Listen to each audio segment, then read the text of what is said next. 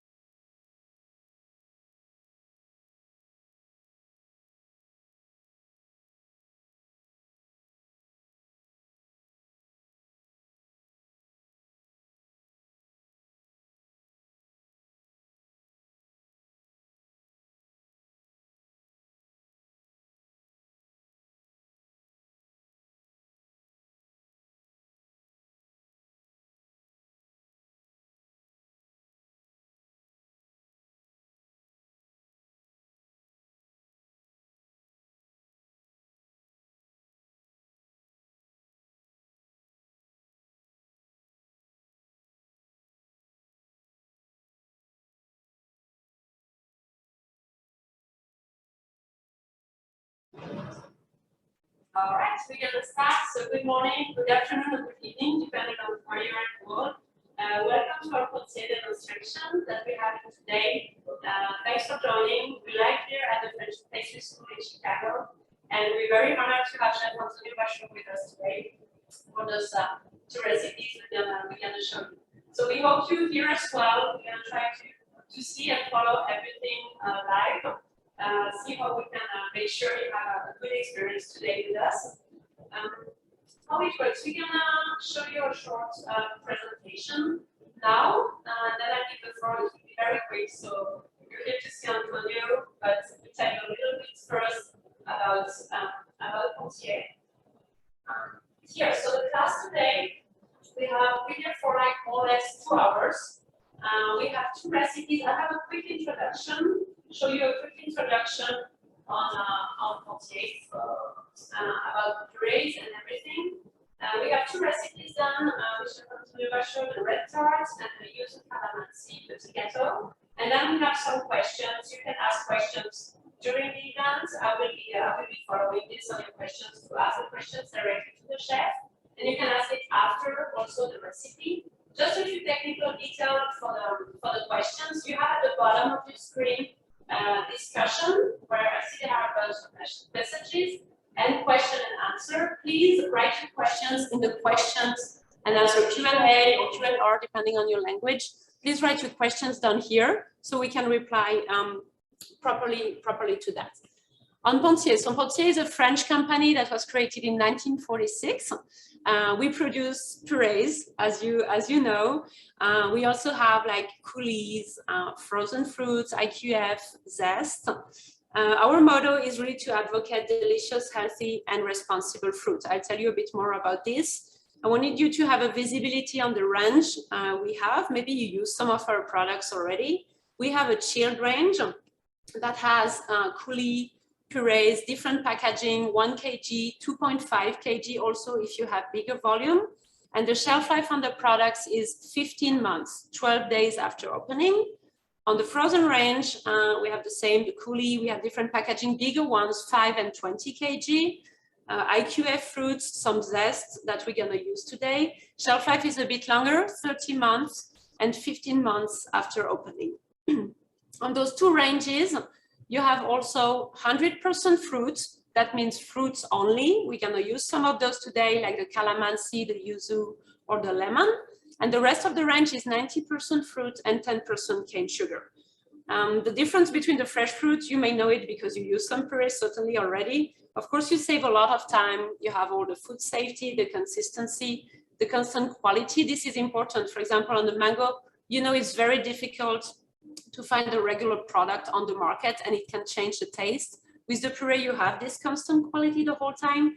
Shelf life, we discussed about it. Price stability is also an important point, and the taste. So the taste is really the first commitment from Pontier. It has always been important. It will always be our first focus is the taste, to be as close as possible to the original fruit. So we're trying to source the best place for the fruit to grow, the best soil, the best location, and make sure that the fruit is really very ripe when we harvest it to have the best flavor in mouth. The second commitment that we created recently is our Pure Trace label. You will see on some of our products today, pure because we're testing more than 600, actually 610 molecules to make sure that there is no pesticide residue. And trace is the traceability. Pontier always gave the country of origin. Now we go one step further and we tell you, okay, this is the farmer and the place and the person who harvested the fruits. Now we come to the reason why you're here today, to Chef Antonio Bachour. So Antonio, you know him, you've been following him on social networks also. He's been Best Pastry Chef of the Year in 2018, also in 2019. You know, he's traveling all around the world. I'm always very impressed how much you travel, Antonio. He's traveling all around the world to teach pastry and share his passion of pastry. He has already 6 books and his very iconic shops in Miami too. So we're very, very happy to have Antonio today. So yeah, we're almost ready. Just a few details on those recipes. So we're gonna start with the red tart. On the red tart, we're using like the raspberry puree, the 100% lemon puree, And one of the new mixes where you have raspberry, lychee, and rose combined in the same puree, and it's ready-made. If you have questions on the recipes, we put the link, I think, in the discussion. You can download, everything is available, and we can resend that to you if it's needed. And the second and last recipe will be the yuzu and calamansi petit gâteau. So on this one, we're gonna use 100% calamansi, 100% yuzu from Japan, which is pure in the label, and a very nice mix of pineapple, yuzu, cardamom. Okay, so I think now we can give the floor and switch to the main view with Antonio. Okay, all good. I leave the floor to Antonio. Thank you very much, Antonio. Thank you very much. Thank you, everybody that is attending this demo. I'm very happy to be here today at the French Pastry School in Chicago. For me, I've been working with Pontier many years.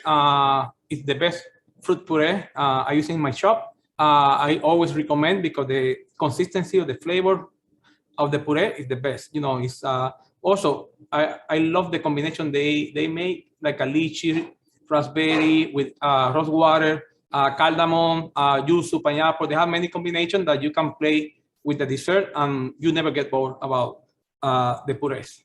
Basically, today we're gonna make two recipes. The first one is our new red tarts that I've been making in my classes in the last few months. That everybody love it. But this one is very new recipe because we use very nice recipe with the lychee, raspberry, rose water puree. First, I wanna make the sablé. It's very important. In this case, we wanna make a red sablé. We wanna use food color, natural food color red, that we wanna mix in the eggs to give this color and shiny to the sablé. Okay, for the sablé, very important. The butter needs to be very cold. For me, it's very important. Why? Because I want to make everything cold process, and it will be very easy to me to work in the table. First, I want to put all the ingredients that we have. We have flour, we have confectionery sugar, we have almond flour, we have the eggs, whole eggs, we have the butter very cold from the fridge, and we have the color that we're gonna give to the tart. In this case, it's red. I prefer always mix the color with the eggs. Why? Because they will get better. If we add the color into the flour, what happens? You have a lump and pigments of the color, and the sablé will be not shiny. Okay.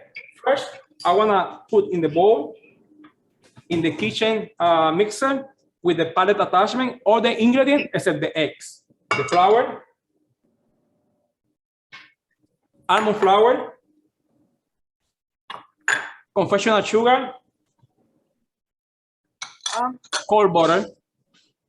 Of course, cold butter needs to be very cold because I don't want to make a paste. I want to create like a sand texture with the butter and the dry ingredients. Okay. Want to mix everything until it becomes like a sand texture, like an almond powder. And then I will mix the eggs with the color that they will give the shiny of the color to our sablé. If you want to make a regular sablé without color, you use the same recipe without the color. Also, you can make this sablé to make pistachio. You add pistachio paste into the flour and butter, and you have a beautiful green pistachio sablé.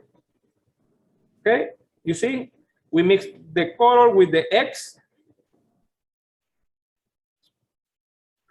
to all the color penetrate in the sablé, into the sablé, and then you become one full shiny color.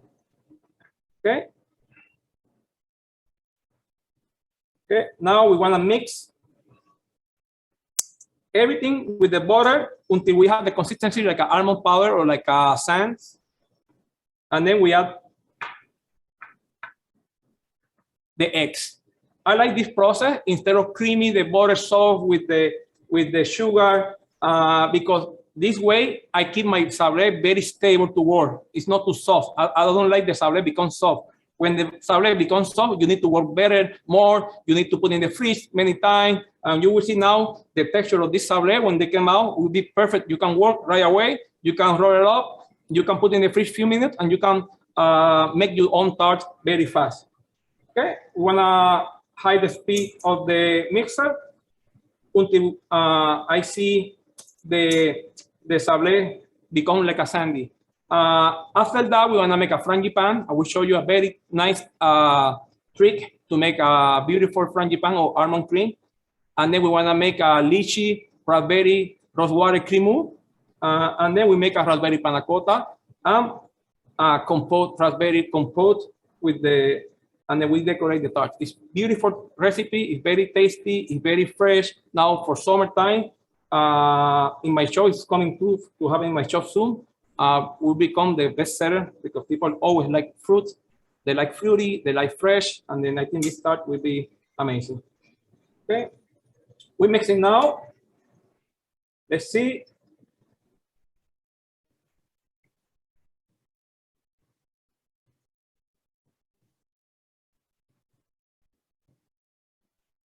See, I prefer to work everything. I put the flour, I put the confectioner sugar, I put the almond flour in the fridge to get everything cold. I don't want to, I want my everything become like a powder. I don't want a paste. Other one, if become a paste, you damage the sablé. Okay, let me see if they are already like a, yeah, almost done. You can see everything is like a powder. It's no lump of butter. That means that my sablé is getting better. Perfect.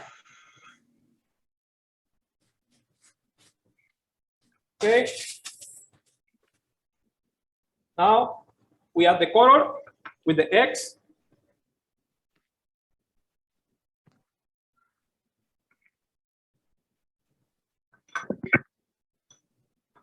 And very important now, I just want to mix until it become crumble. I don't want to over mix. I don't want to activate the gluten for the sablé. I want my sablé become very crispy, crunchy, nice. Okay.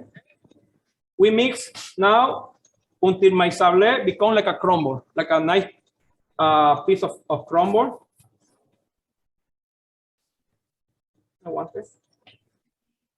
Okay.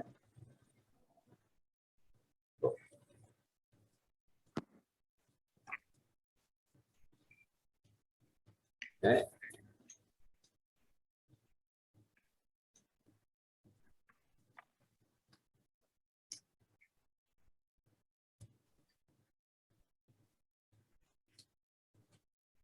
We're getting now, we go slowly.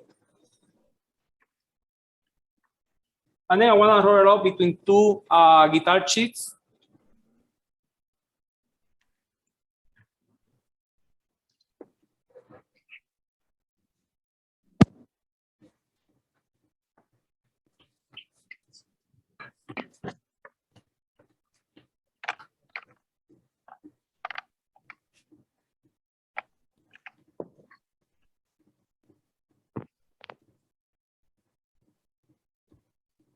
Okay, it's coming now.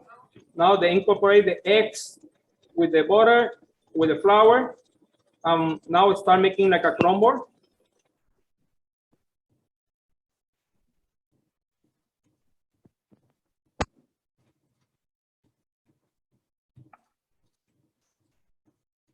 We have to put the parchment paper, the guitar sheet in the table.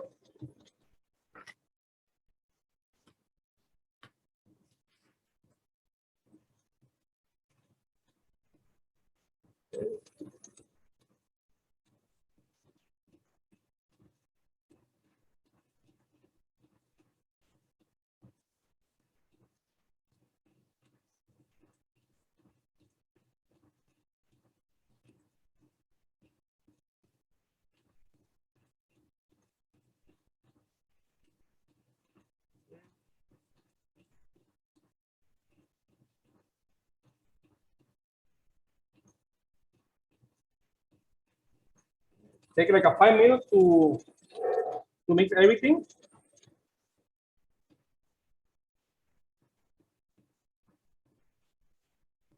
Okay.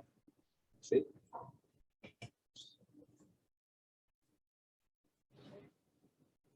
So we have a question here. Chef, what is a good substitute for the egg in the sablé? What? What is a good substitute for the egg in the sablé? The egg will be, it's not substitute for the sablé because it becomes a vegan, and then we need to substitute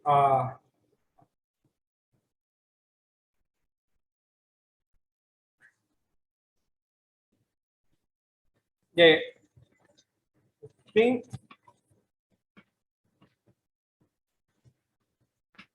Okay, it's coming now, the color.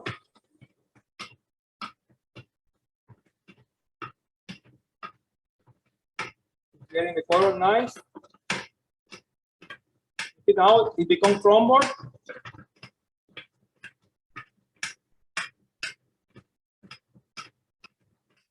Okay.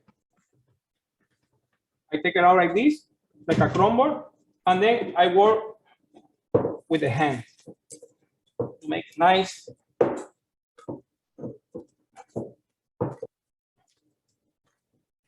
Okay, perfect. The dough very stable.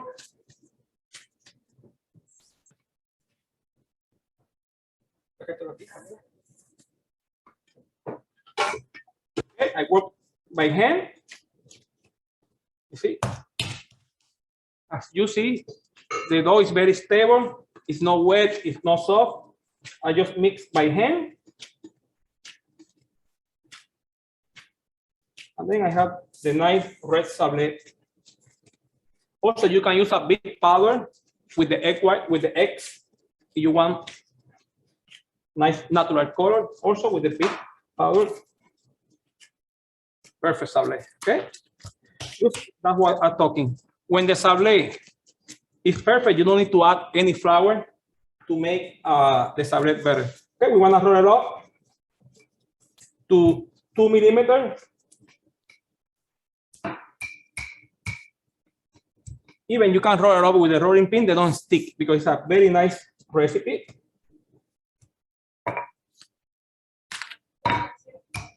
Yeah. Okay, so 2 questions. The first one, is there a substitute for the almond flour if you want to make a nut-free version? Yeah, you can use rice flour, or you can only use regular flour.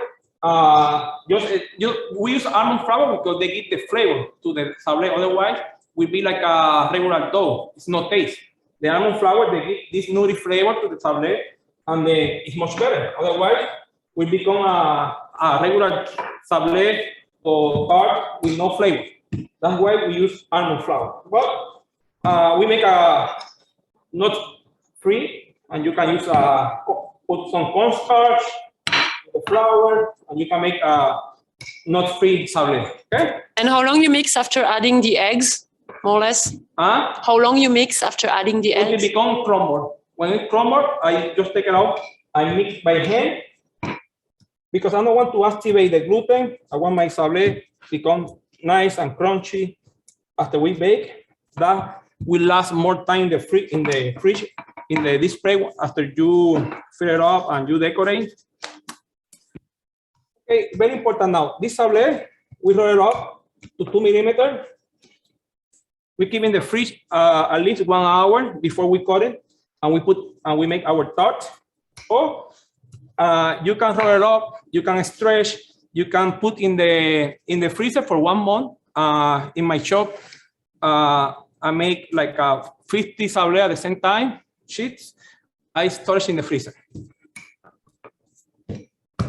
Okay. And how thin do you roll the dough? 2 millimeters. We roll it up to 2 millimeters. Perfect. And then we keep in the fridge a few hours overnight. If I want to use tomorrow. Otherwise, we keep in the freezer. Okay. We keep in the freezer for 1 month. On this sablé, you can make big quantity batch, roll it up. Usually we put 600 grams of sablé to make one guitar cheese 60 by 40. Okay, now we wanna, I have one that I made this morning to make to advance in time, in the timing. I always like to cut the sablé and put in the frozen tray that keep the sablé stable to cut. Otherwise, if we put in the table, become very soft and quickly. Also, I like to use a perforate ring tart. Why? Because the sablé, they have eggs, they have butter. This kind of product, they contain water. When you bake, the steam or the evaporation of the water came out, and with the perforate, the steam get out, and you have very nice even tart shell. Otherwise, if we bake with the regular tart ring, you see always like a hole, and then you don't have a nice even tart. Very important, butter. We need to butter the size of the ring tarts to stick the dough in the. We take a butter, just we spread on the side of the tart. We have this tart is an 8 centimeter ring tart. We want to cut. I already cut the sablé to 23 centimeter square rectangular. First, I take the ring, I press, and then take this.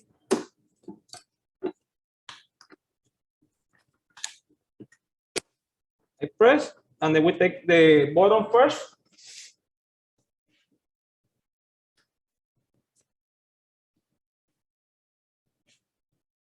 It's more easy for me, always do that. And then I will cut a strip of 23.5 centimeter strip. Okay.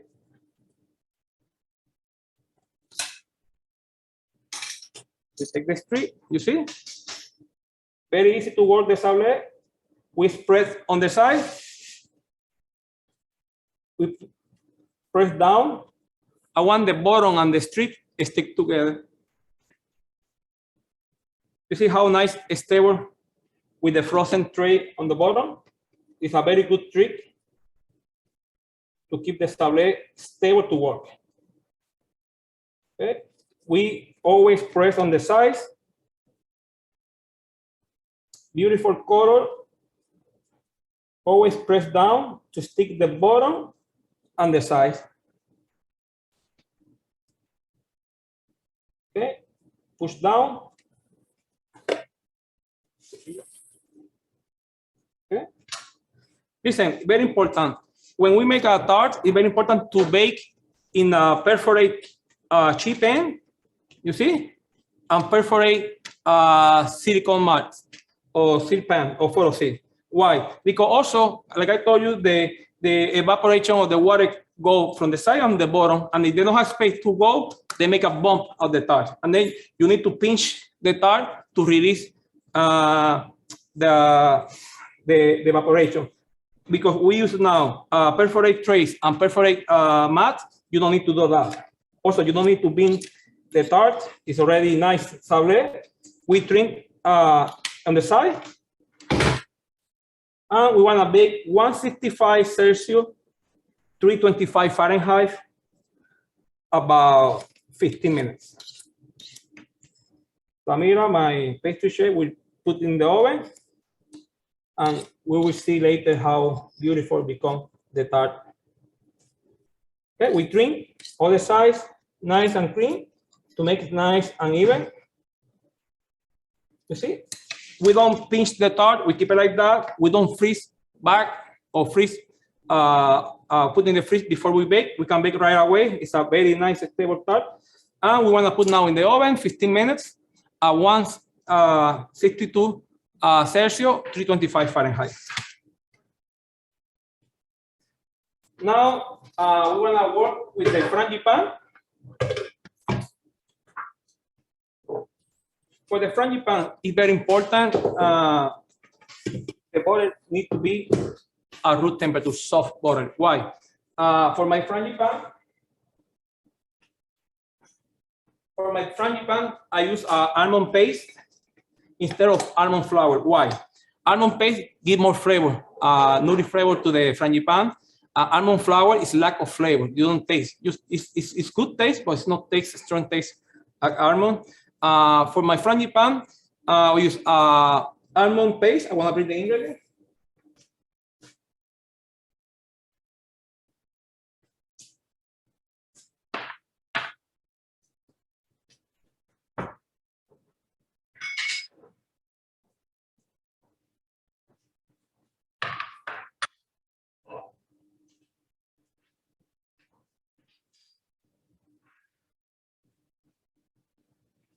Okay, for my frangipan, we have almond paste, 70% almond, icing sugar, butter, room temperature, soft, to mix very well with the almond paste, eggs, vanilla beans, and lemon zest. I want to repeat: almond paste, cornstarch, butter, soft, eggs, vanilla, and lemon zest from Pontier. They have an amazing citrus zest. You don't need to start zesting it all the time. You take one, you keep in the freezer with the container, you take it out every time you need it. Like she said before, Fanny, they last months in the freezer. Okay, very important. First, we mix the frangipan. We put the frangipan in the mixer with the palette attachment.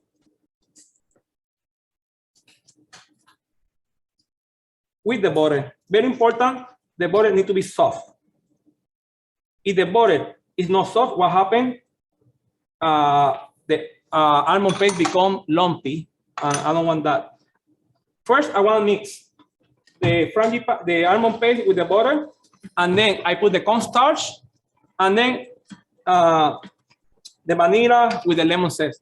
Why I put cornstarch in this recipe and no flour? Because every time I was making frangipan before, when you put the eggs, they start separating the butter from the eggs, the fat and the eggs. And then I found that with the cornstarch, they like emulsify both where the fat and the eggs, and they don't separate. Okay. Another trick to make frangipan: I don't mix too much in high speed because I don't want to create air. I want sometimes when you mix too much, what happens? They rise and deflate. I don't want that. I want low, medium speed, just to incorporate the butter and sugar, the butter and the almond paste, sorry. We scrape. You see, now everything is one dough, it's one mix. The butter and the frangipan and the almond paste. Almond paste, 70% almond, 30% sugar. That's why in this recipe we don't add sugar, because already the almond paste, they have 30% sugar. Okay. Now we add the cornstarch.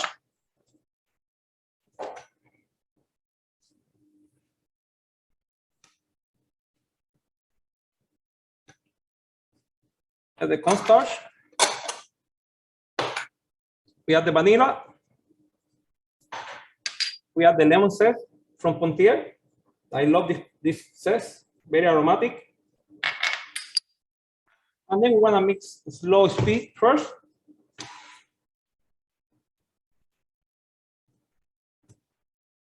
Very important, like I said before, frangipan, always I mix low, maximum, medium speed. I don't want to incorporate too much air. I want to piping in the tart and keep the same size. I don't want to rise and deflate. Okay, we mix now to become nice, smooth almond cream. And then we add at the last, the eggs, little by little. Okay, I want to scrape again. Very important, the frangipan, after we make, we keep in the fridge few hours, and then you can pipe in the tart or in the croissant, whatever you want to use it. They can keep in the fridge for 3 days. Very important, before we using, take it out room temperature to get soft, because it's coming from the fridge will be very hard because the butter will be set. Okay, gonna mix again a little bit. And then we're gonna add the eggs liter by liter. We add the eggs liter by liter, we scrape, we add the eggs and scrape to keep the smooth of the cream. Okay. Now you can see we put the eggs and they don't separate because the cornstarch, they help to mix both the eggs and the fat. Okay, we scrape a little bit.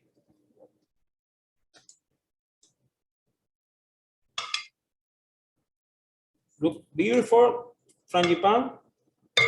I use this frangipane also to make cakes because it's very aromatic with the lemon zest.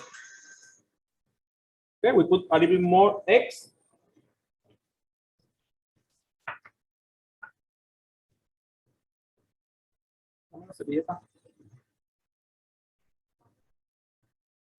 Okay.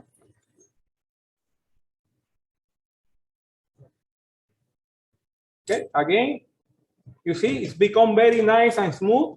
That's the frangipane. I don't like frangipane become lumpy with a lot of butter and or almond paste, or I like very smooth. I like nice and smooth. Okay. Did you see we mix only low, medium, thick, maximum? I don't want to incorporate too much air to our frangipane. Okay, we finish adding the other eggs.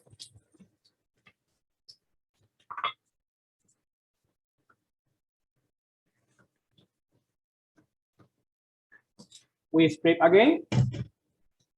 Beautiful, look nice, smooth, the way it needs to be.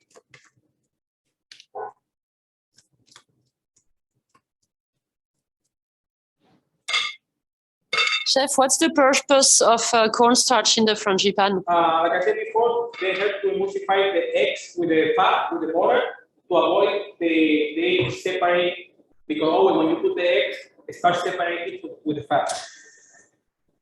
Okay, it's nice, it's very smooth. Okay, it's ready, our frangipane. I will show you now how smooth it is.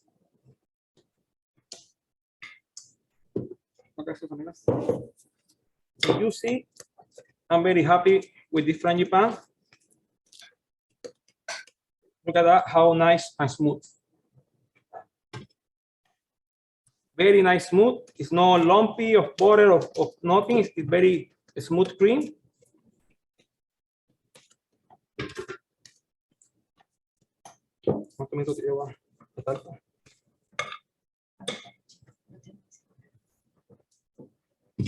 Okay. Now, okay, I want to put in the bowl.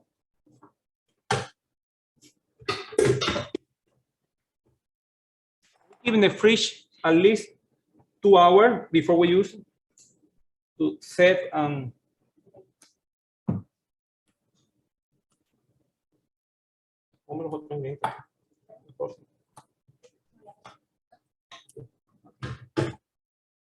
okay. You see how smooth is my frangipane? This is the frangipane I want to look. Now we put in the fridge about 2 hours, and then we put in a pastry bag and we pipe into the tarts.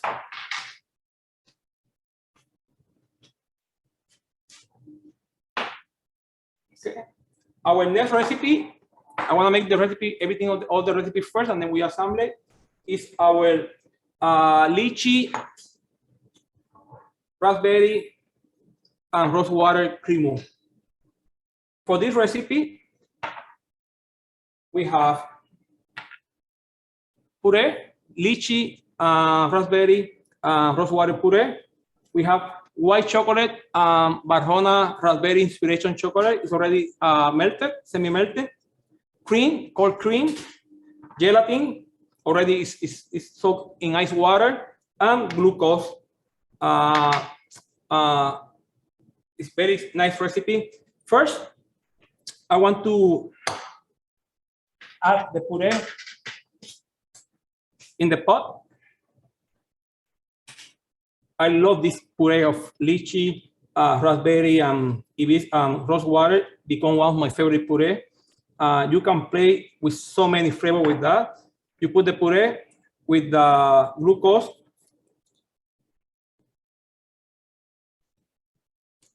Vamos a ver. Together. Okay. Wanna bring to boil, and then we wanna add the gelatin, and then we wanna put in 3 times into the chocolate. We wanna emulsify with the spatula. This is a good emulsion. You need to emulsify this way, and then we add the cold cream, and we emulsify with the hand blender. Give me 1 hour to. I can feel the smell of the lychee and rose water and raspberry of this puree. You can make many things with this puree. It's very important to semi-melt the chocolate for the process of the emulsification of the chocolate, because the chocolate, we put hot puree or hot liquid into the chocolate. If we put everything at once, what happens? All the fats separate, and then you need to work more to emulsify and put all the fats together to get shiny and avoid to have grainy in the cream. Okay. One question, Chef, just on why silver instead of gold gelatin? Because I've been using silver gelatin since I started my career, and that's it. Because all the gelatin is the same. The only thing that changed about the gelatin is the strength, the bloom. For the gelatin, the only thing you need to check is the bloom. Silver, they have less strength than the gold, and then you need to convert. It's easy to do the conversion, but all the gelatin is the same. It's not like one gelatin is different than other gelatin. The only thing change is the bloom. The bloom means the strength of the gelatin. Okay, they start simmer, boiling. We add the gelatin that I already take from the water, and we drain in the paper. We mix with the spatula. You see, we never use a whisk to make any cream, and then we add 1/3 of the cream into the chocolate, and we want to mix with the spatula. In the beginning, you will see the chocolate become grainy. This is a good sign that it's coming a good emulsion. Okay. Antonio, we have a question here. Won't we lose some of the fruit flavor if we bring the puree to boil? No. I did many tasting, and you never lose nothing. That is something that people they've been telling for a long time. It's not true. Okay, you see, become grainy is a good sign that it's coming a good emulsion. You add the second part of the hot puree, and you keep stirring.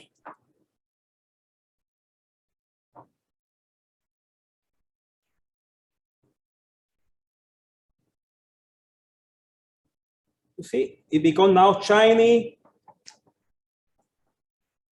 Perfect. You see, become much better. And we finish with the last puree.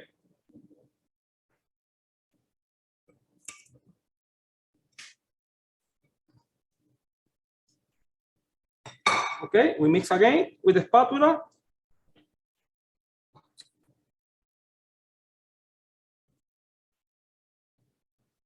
And you see how now become nice. Now I want to put in the jar, and we want to emulsify with the hand blender.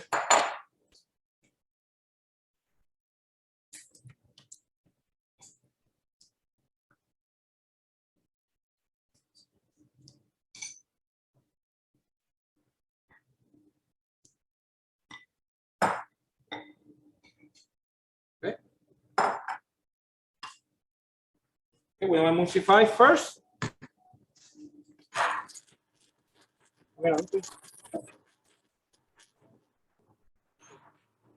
And then we add the cold cream in the last.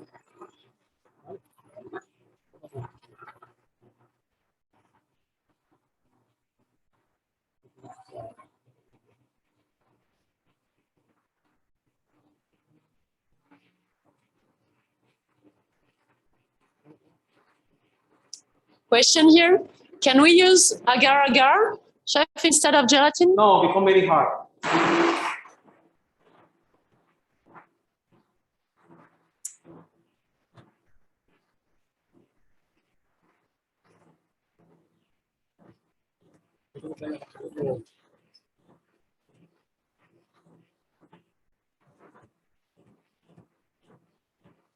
And emulsify with the hand blender.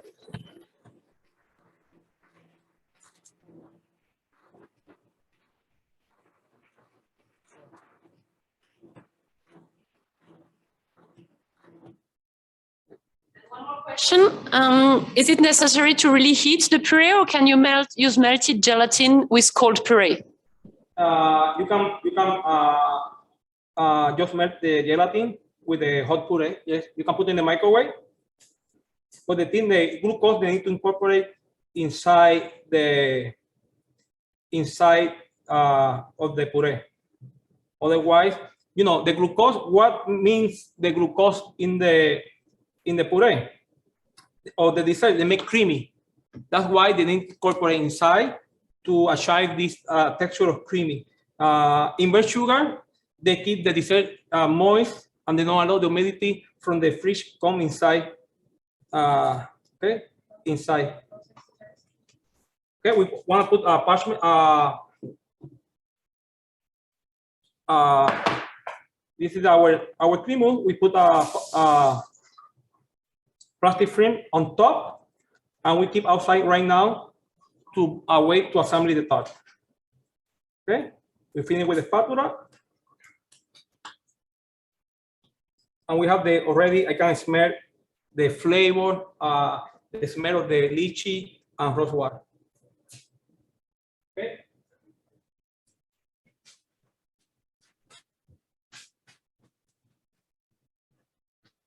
Okay. Now we wait to get the tart. Our next recipe will be raspberry panna cotta that we make with lychee, Pontier lychee puree.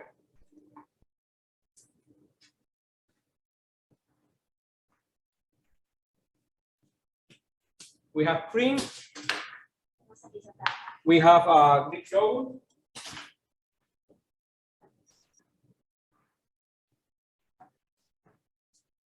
Sugar, gelatin that is soaking with ice water, and raspberry puree. Now we're making a panna cotta with Greek yogurt. The tart, we want to bake the frangipane, and then we put the crème, and then we finish with the panna cotta on top. We keep in the fridge, and then we make a lychee, raspberry, rose water compote that will be on top of the tart, and then we decorate with fruit. Okay. For the compote, for the panna cotta, it's very easy recipe. We put the raspberry puree with the cream. It's a cream, heavy cream, 35%. Sugar.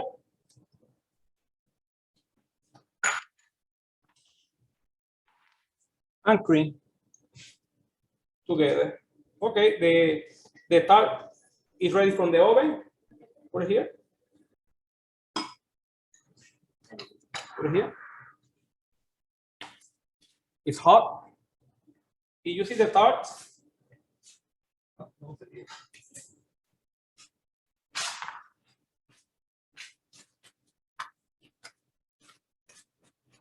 You see? It came very nice from the ring. You can wait until it gets cold. But you see, it's perfect tart. Still hot. I want to wait to cool down. I want to put some egg wash.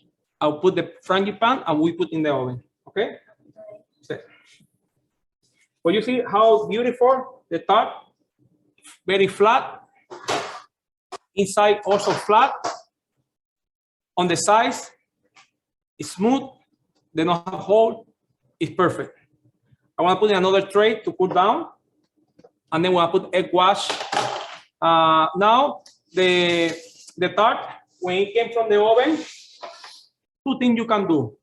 you can take the micrio, the cocoa butter powder you have, and just put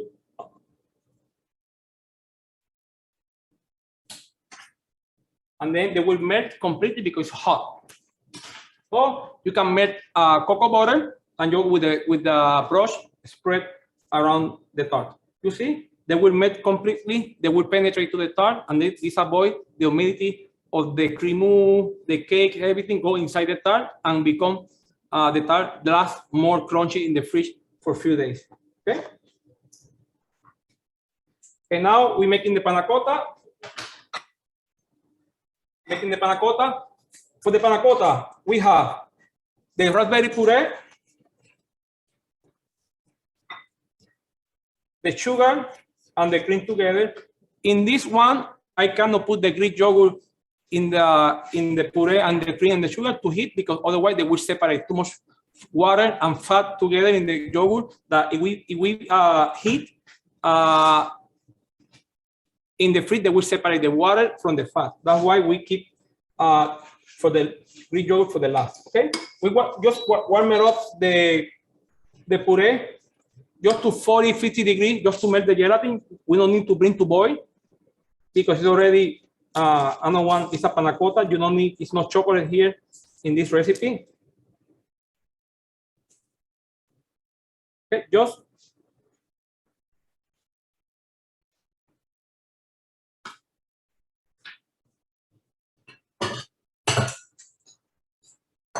when I put the panna cotta in the bowl, the Greek yogurt, sorry, in the bowl. Okay, I'm just gonna heat the puree, sugar, and cream together.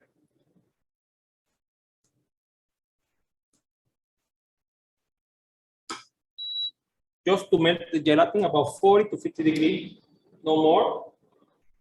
You don't need to heat or bring to boil. Okay, we put the gelatin. One question here, Chef. If we put cream on the citrus puree, will it curdle? What? If we put the cream in the citrus puree, will it curdle? It depends of the which citrus. I think we use Calamansi, no problem. Sometimes with the lemon, yes, you need to put the lemon in the last. Okay, you see, we melt the gelatin. We add to the Greek yogurt, and we have very nice and soft panna cotta that will be on top of our tarts. Okay, we mix with the spatula until all the Greek yogurt incorporate into the puree, and now we have a beautiful panna cotta. You can use for the tart, you can use for the ring, you can use for to put in the bowl. It's nice.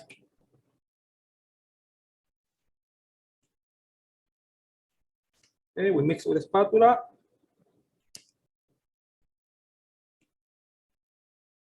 And then we're gonna wait, keep in the size to assemble the tart. This panna cotta you can put in the fridge, and you can melt over benchmark hot water every time you want to use it. The same of the creme. The creme, you can make all the leftovers for the creme. You put in the fridge, you melt in the microwave liter by liter. You put 20 seconds to become liquid. The creme for the leftover you need to use. Okay. You have a nice panna cotta.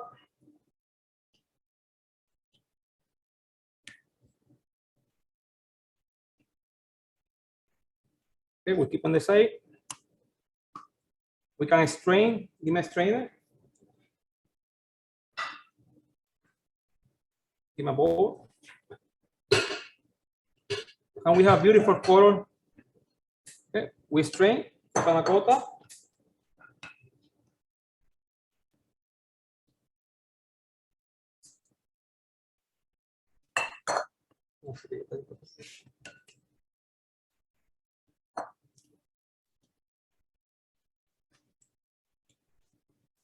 Okay.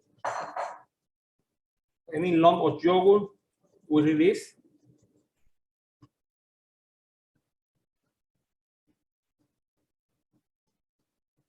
Okay, and you see very nice, smooth panna cotta. The nice color. And we have the panna cotta. Very simple, the panna cotta, as you see.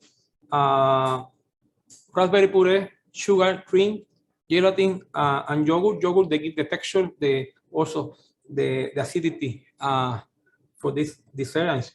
I love yogurt. I always like to put some yogurt in my dessert.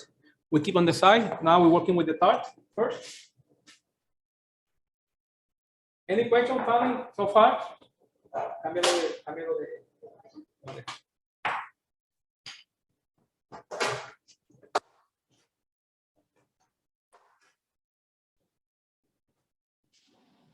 Yeah, just one question. If you can use also butter on a hot baked tart instead of cocoa butter?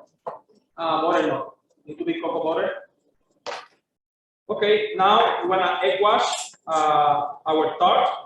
After we put the cocoa butter, I just mix 100 grams of egg yolks with 25 grams of cream, and then I put some red food color to the egg wash to make our tart shiny. If you make regular sablé, you don't need to put color, just 100 grams egg yolks and 25 grams of cream. You see, I want to egg wash to make more bright and shiny the color of the tart. Just with brush on the side to look shiny. Give me the scraper.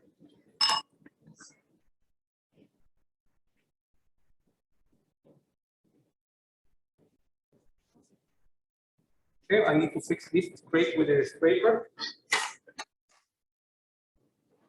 Okay. Another trick, give me a I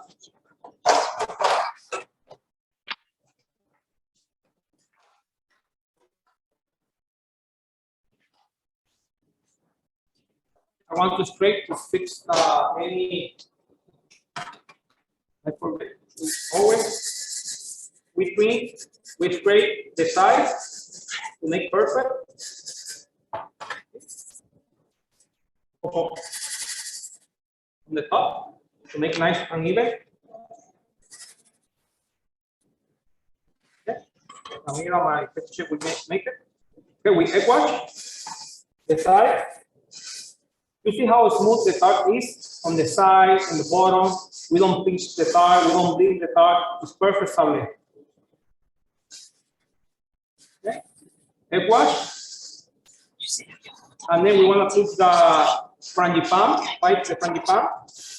And we want to bake about 5 to 8 minutes.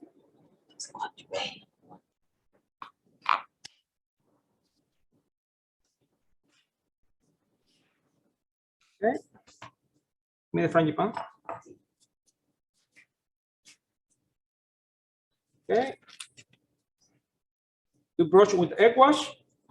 Like I said, we put some color to the egg wash. So some only few drop, 1 to 2 drop, to make the color red, and the dessert can shine more. Okay, I put the frangipane in a pastry bag with a round tip, and I want to pipe around. You see how smooth is the frangipane?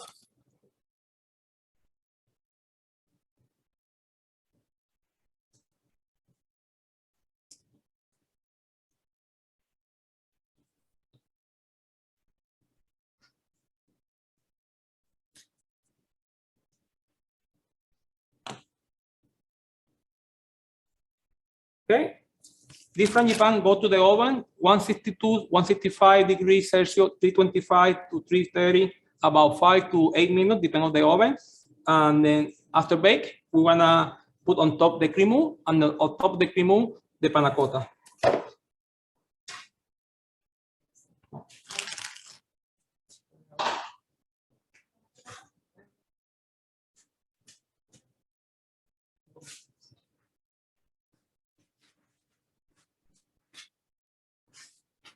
Now we're making the compote, raspberry compote with lychee and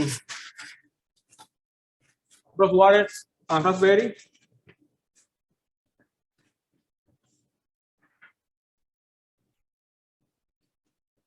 Okay.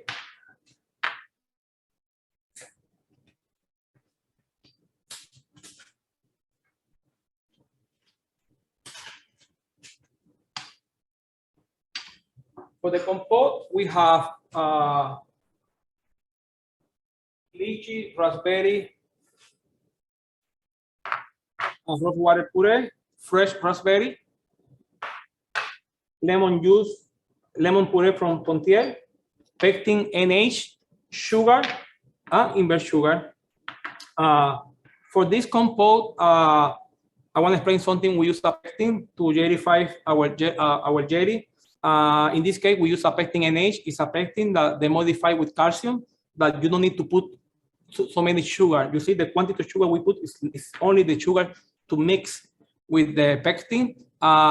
Without this, if we use a regular pectin, like an apple pectin or yellow pectin, you need to use the same amount of puree and fruit of sugar, because the pectin need calcium and they need citric acid to gellify. The important that most of the pectin today, they are modified. They put calcium, they put some careyan, that you don't need to put too many sugar. They will be set with the minimum quantity of sugar. Okay, for the very important, when you make confit jelly with pectin, first thing you need to mix sugar with the pectin. That's the first rule. And then you mix the puree, invert sugar. In this case, why we use invert sugar in this case? Because this jelly will be outside, not inside. It will be in the fridge. Most of the fridge, the air is dry, and then the jelly become very dry. The invert sugar make a layer that they don't allow the dry fridge from the fridge or the freezer or the fridge or display go inside and become very sticky and very dry. That's why we use invert sugar. Okay, we put invert sugar with our puree to keep the humidity moist our dessert. We put the fresh raspberry, but I want also our jelly very fruity, very with fresh fruit. Now, this is the important thing. We need to heat our liquid, puree, and fruit 30 to 40 degrees, and then we add the sugar and pectin mix. Why? If we add the pectin and sugar when it's cold, we make a lump. Or if we add our pectin and sugar when it's hot, what happens? They don't activate. It's already hot. The perfect temperature to add our pectin mix is about 30 to 40 degrees, maximum 40 degrees, okay? Can we substitute pectin with gelatin? Yeah, we have the same texture. The pectin, they give this texture very fruity, very natural. Gelatin become more gummy, and then it's not for me to eat a gelatin with jelly with gelatin. It doesn't make sense for me to make the puree, the jelly. Otherwise, become very gummy, and then I want a fruity, creamy texture. That's why we use pectin. Okay, we wanna very important. The pectin, they start activate at 90 degrees Celsius. The better is 102 degrees Celsius to gellify and to start working the pectin. Now, about 30 degrees, we add the pectin and sugar liter by liter, like I said before. Liter by liter.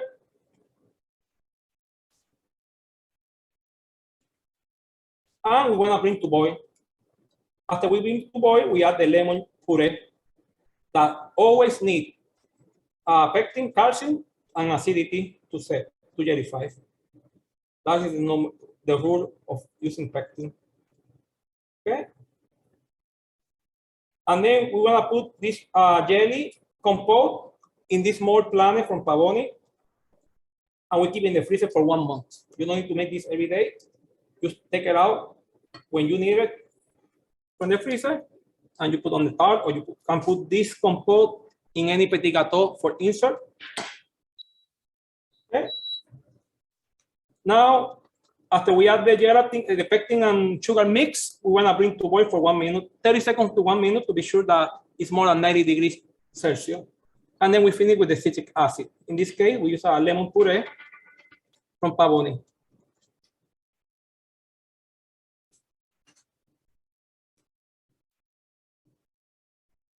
A lemon puree from Pontier, sorry. I'm focused here to mix everything. I like always, when I make a confit or jelly, to use a fresh fruit. They give another texture. You know, it's creamy, plus it's fruity. Only puree is good, but with the fruit, you get extra. And the customer, they appreciate that. Customer, when they see the extra things in the dessert, they say, wow, the texture will be fruity, will be creamy, and will be nice. Okay. You want to mix. If you see, we never use a whisk. I always a spatula to make dessert.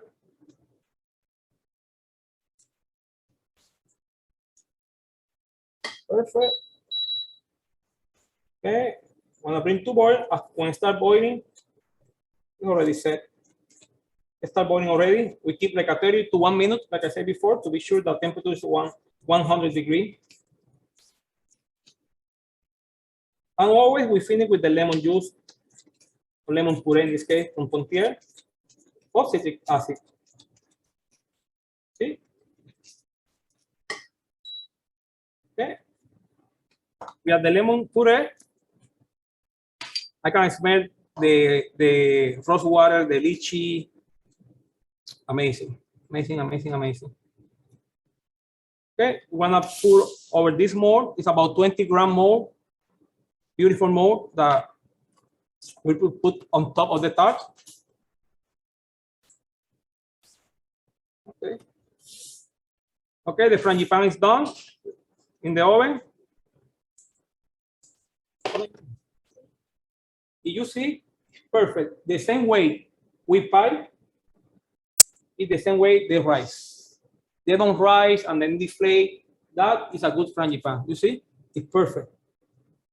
It's nice, it's perfect. Sometimes the frangipane they rise because you add so many air mixing in high speed and then deflate when you get out from the oven. This is a nice, no, that's right. Okay, now we put this compote in the mold. Give me a spoon. Oh, give me this. We put it in the jar. And then we keep in the freezer. You can make a big quantity and keep in the freezer for 1 month. No problem. You need to be smart. When you have production, you need to organize to make the production. And then we add, we fill the mold. It's a 20 gram mold or 20 millimeter mold. And we keep in the freezer.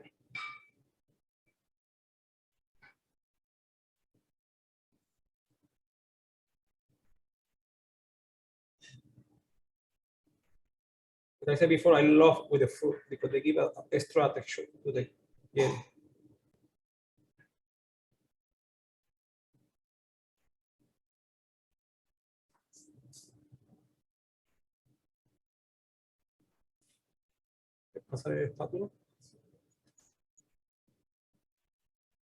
Okay, we put, and then we spread with, we clean with the spatula, and we keep in the freezer until we are ready to use.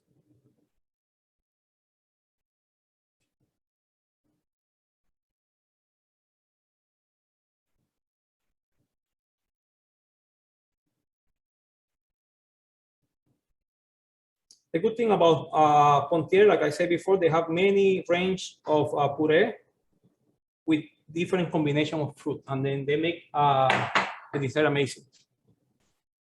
Question: if you use another flavor, do you need to adjust the quantity of pectin? Depending on the fruit puree, depending on the acidity. More acidity, more pectin, and you need to use. But if you use same puree, raspberry, strawberry, blueberry, same, you can use the same recipe.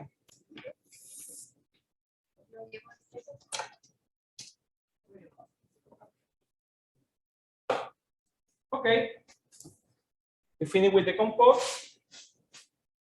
We have the tart, beautiful. You see how shiny it is with the egg wash.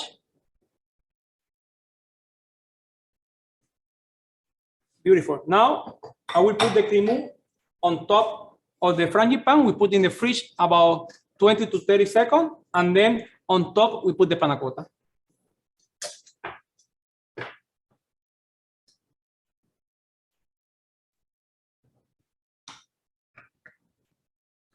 Okay.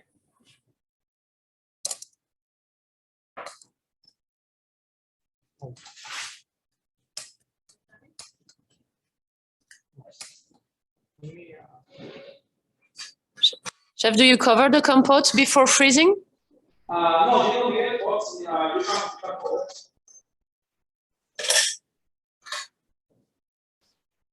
Okay, we want to put the cream on top of the frangipan. We freeze in the freezer. We put in the we put in the fridge about 20-30 minutes, and then we put on top the panna cotta. We make the process in advance to people that cannot wait so long. Okay, we put the panna cotta, the cream first. You see?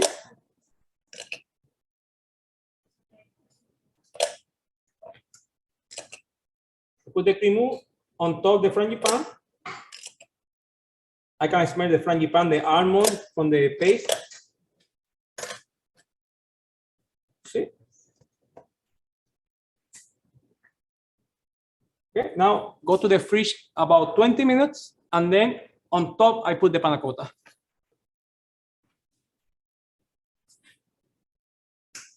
I have this I make this morning. It's already with the cream, they set, and now I put on top the panna cotta. Now we have the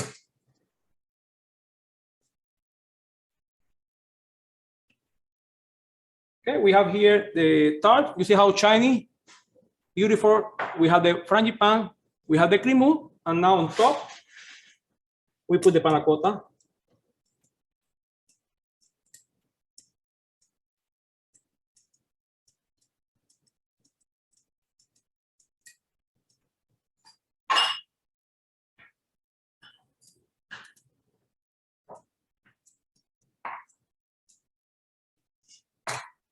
Okay. Now, when you put the panna cotta, we keep in the fridge until set. Then we set about 30 minutes. See, they have 3 layers. They have the frangipan or almond cream. They have the lychee, raspberry, rose water cream, and they have the raspberry panna cotta. 3 texture and 3 different layers inside the tart. Okay, this go to the fridge.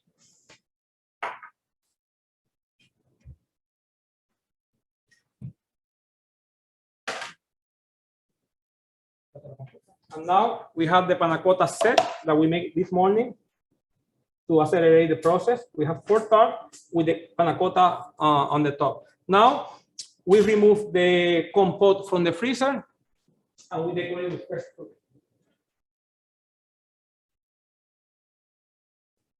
For the compote, you don't need to spray nappage because when they defrost, they become very shiny. Some people, I like to spray with nappage.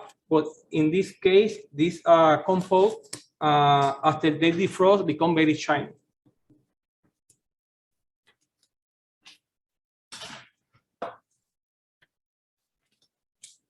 Okay, we take the raspberry, lychee, rose water compote from the freezer. We put on top the tart.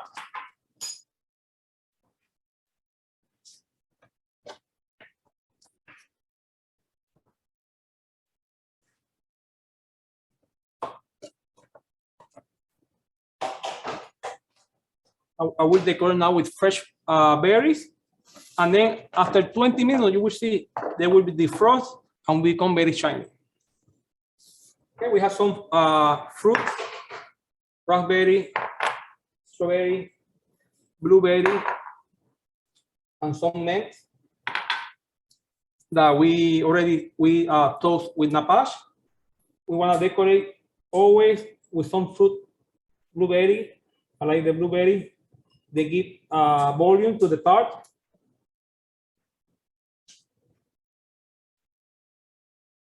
You will see when this defrost, the compote will be very shiny at the end of the class today.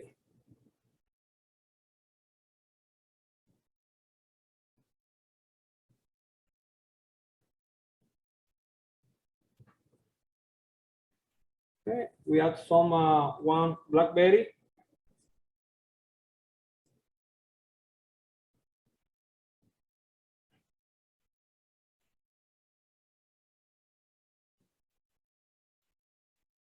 We decorate with some raspberry too.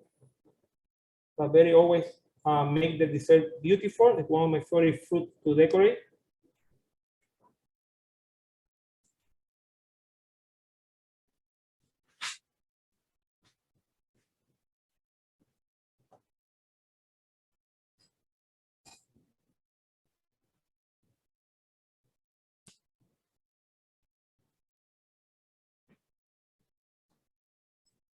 Beautiful. The tart become very beautiful.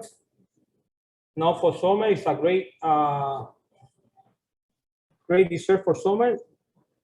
Everybody will buy this dessert because it's very good looking dessert. It's very attractive. Also, it's very tasty. It's very delicious. It's very fresh. You can eat one, you want to eat another one because the flavor with the puree, believe me, is another level. We put some raspberry, strawberry fresh. We cut some in round, some in quarter to give different shapes.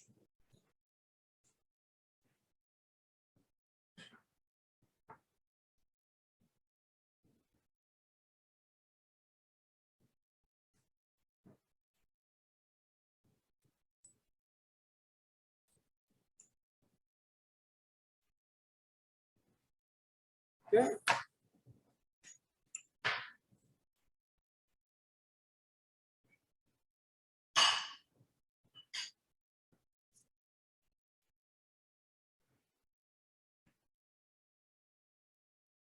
Okay, with some strawberry now. We decorate with some strawberry, and we finish with a nice mint.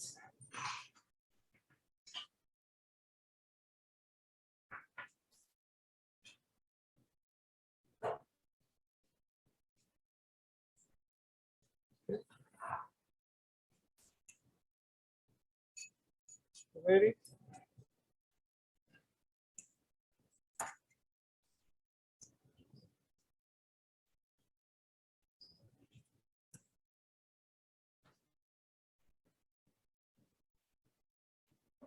Okay. Perfect.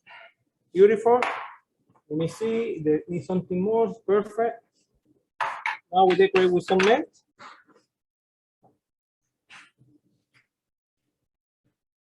Always the mint goes with the berries, the green and red.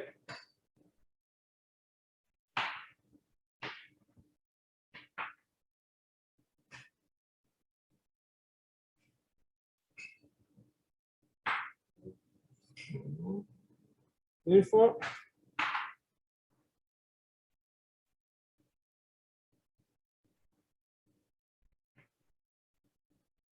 Okay, we put the berries, the mint, and we want to wait to defrost a little bit, and you will see how beautiful. And then we play at the end of the class, at the demo.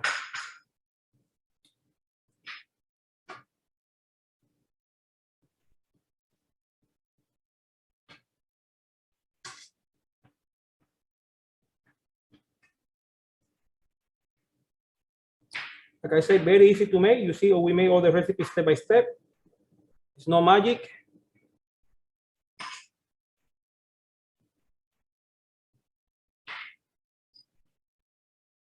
Okay.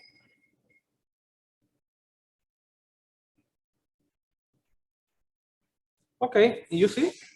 Now, after the tart, the defrost, they will look beautiful.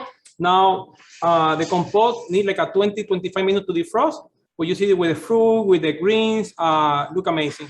Now we make the other recipe, the yuzu calamansi petit gâteau. And the end of the class, you will see how beautiful we become this tart. Okay.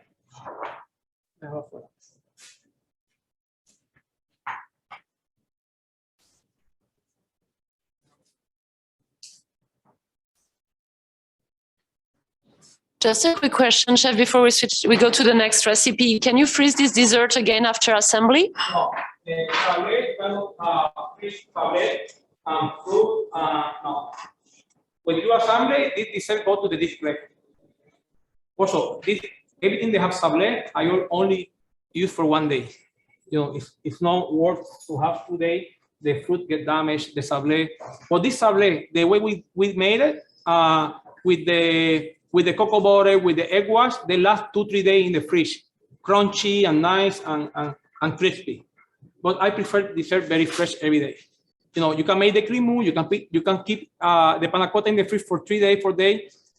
They don't have eggs. You can make one big batch, keep in the fridge. Every time you want to make, you remelt in the microwave little by little, and you fill up the tart with the frangipane, and you have you don't need to make every day. You can make in advance. Okay.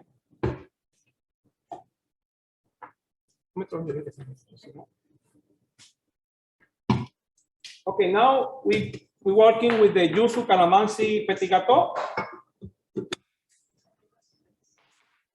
We have almond flour, we have egg whites, we have sugar, we have green tea or matcha powder, we have sugar to mix with the meringue, and we have almond. In this case, we want to make a matcha green tea dacquoise.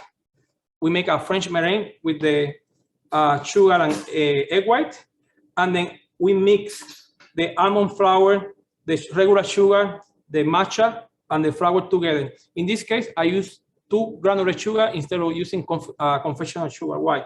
When I make dacquoise, I found that making the dacquoise with instead of confectional sugar become more stable to pipe. They don't deflate.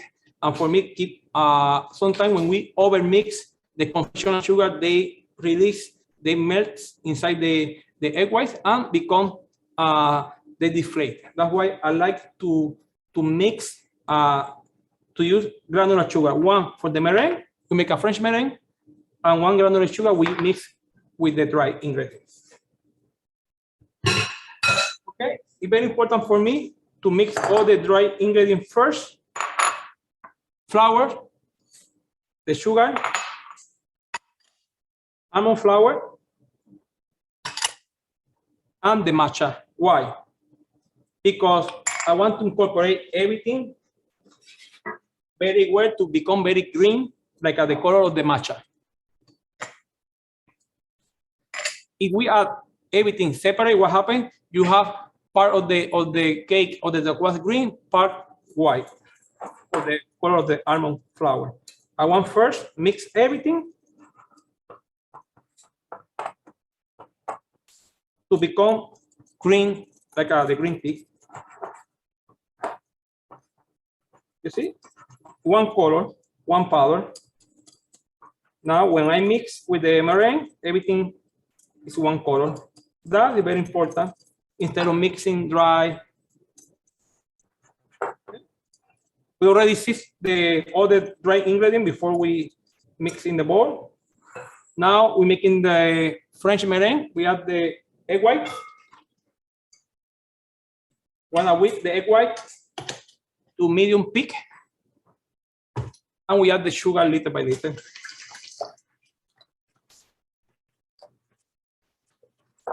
This dacquoise, if you want to make this dacquoise without matcha, you can make almonds, because it's almond powder. Just when you pipe or you spread in the chip pan, you can put on top slight almonds, become nice and crunchy on the top. You want to make pistachio, you can use a ground pistachio, half and half almond powder, and you become pistachio dacquoise. or hazelnut dacquoise, half almond powder, half ground hazelnut. You can make hazelnut dacquoise. Okay, you see how we mix everything, nice and green. Okay, we now the egg white, when become frothy, we add the sugar in 3 times. For me, I don't like to put the sugar in the beginning because you put some weight to the egg white and they take longer to whip. That's why I like when they become frothy, you add the egg white, they start much faster to whip. We whip the egg white medium speed, no more. Take time, but you don't incorporate too much air. I don't want to eat air. I want to eat meringue, the nice and fluffy meringue.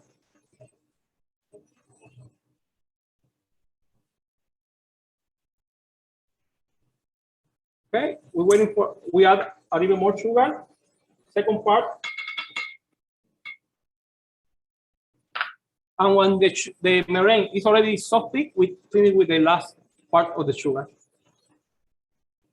Put the other ingredient here. Okay, we want to bake this dacquoise in half chip pan with the seed pad.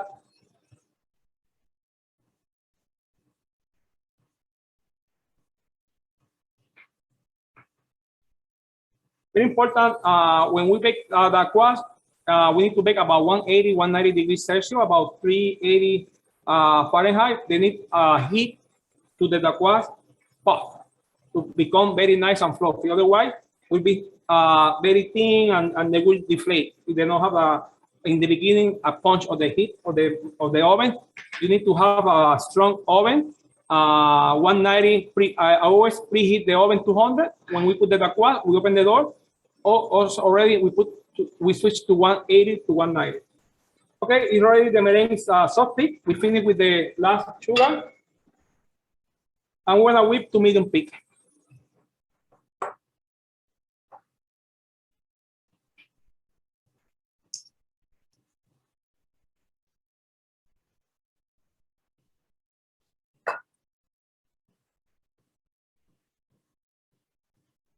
You will see the color of this dacquoise very nice and green, also very tasty. If you like matcha, this is the best cake for matcha. Some people they hate, some people they love the matcha. I like it for dessert. I don't like to drink matcha or green tea, but for dessert, they change my mind, they change the flavor. I love it. My wife likes green tea, but they don't like the green tea in the dessert. It depends on the people. Some people like it, some people they don't like it. But this dessert, the matcha go very well with the calamansi and yuzu. Believe me, the acidity of the calamansi, the aroma of the yuzu puree of the dessert, and the pineapple and the cardamom is crazy. We have this dessert in our shop. I thought that would not be a good sale. And it's one of the top 3 sellers in our shop. And then, like I always say, you need to buy the best ingredient, best puree, Pontier. I found, I was looking for the best puree. When I tried Pontier, I said, it's the one. It's the one we use. You can go to my shop, you can open the freezer, it's all puree from Pontier. It's the best one. Okay, you see now, we whip slow, medium speed. We don't mix in high speed, too much volume air, and then when you mix, they will deflate. I don't want that. I want to whip to give volume, heavy, nice. I don't want to be 80, and then when we mix, they deflate. That is the thing that we need to learn, the technique. Because for me, it's easy to put high speed to make a nice volume of egg white. When I mix, I put in the oven, they will deflate. It's not the way I want.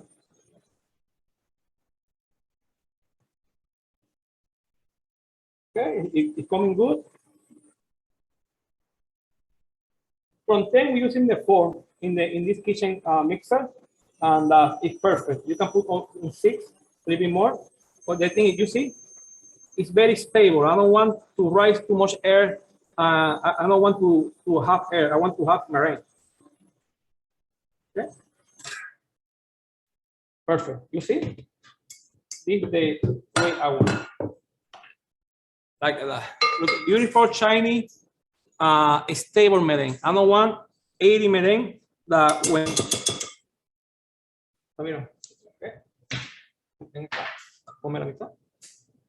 Okay, we wanna now we put half of the half of the dry. We fold. Okay.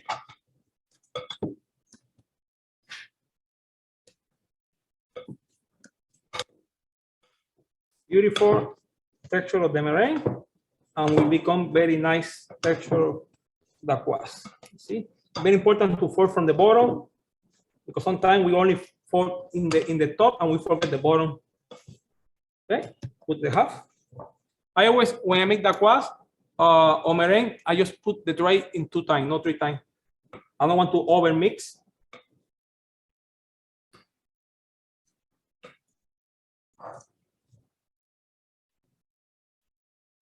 Okay, beautiful. Okay, we fold it.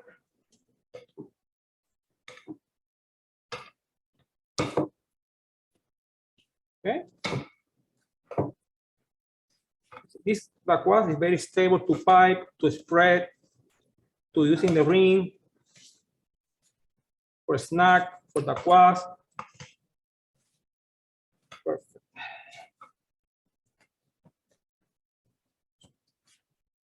Perfect. Very important to use a high quality matcha powder.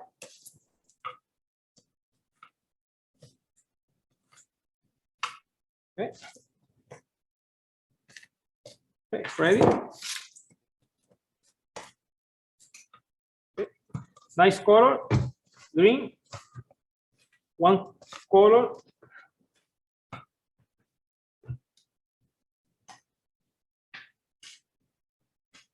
When I bake 180, about 12 to 14 minutes. This is the kvass.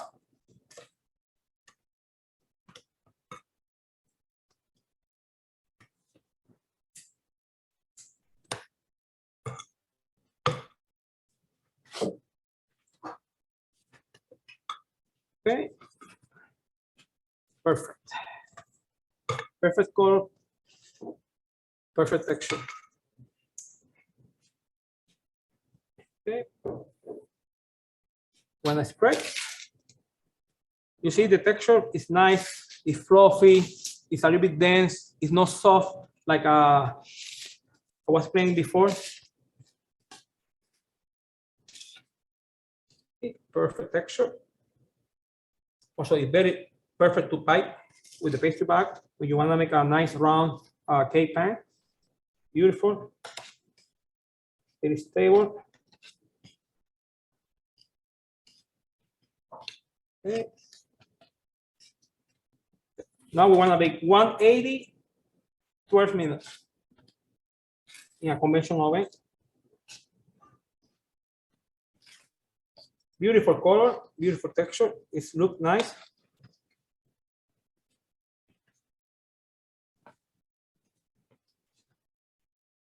Perfect.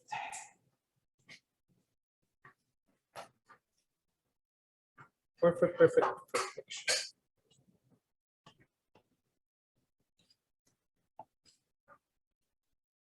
Okay.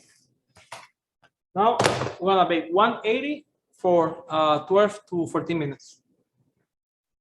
Any question about the kvass, Fanny? Good. Okay, now we're making the Calamansi Yufukimu.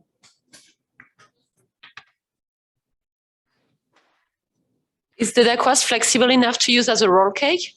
As a roll cake, is it flexible enough? Will be, no, for a roll cake, you need to have more flour in the cake. This is too much meringue to become more stable to when you roll it up, they don't break.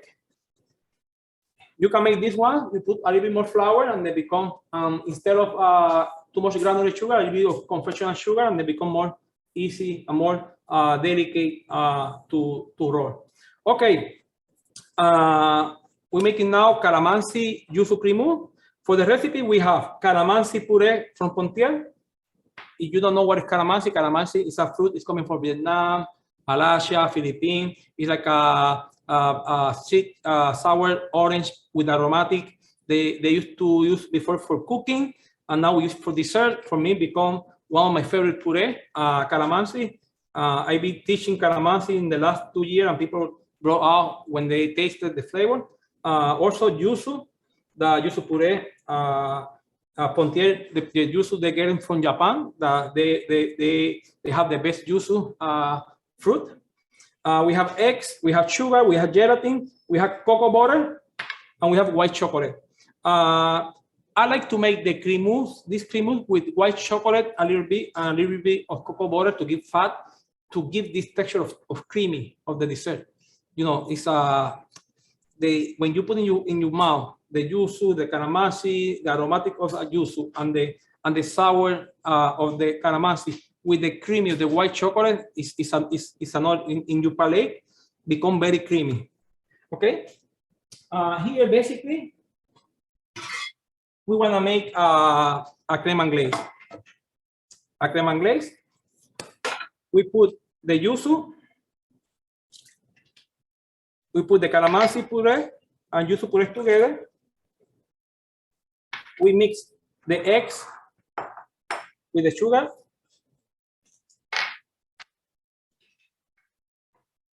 Need a thermometer. Okay, we want to make basically a creme anglaise. We already have the gelatin already drained. We mix the white chocolate is already melted with the cocoa butter already melted.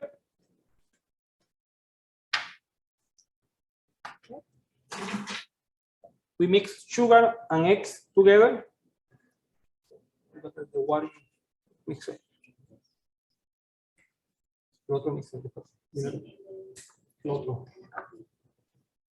Okay, now we mix first sugar and egg yolks or eggs. What did the recipe say?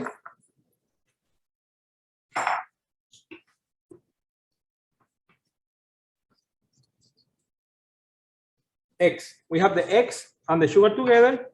We have the chocolate together, and chocolate and cocoa butter is already melted together. We put in the same bowl, a bigger bowl.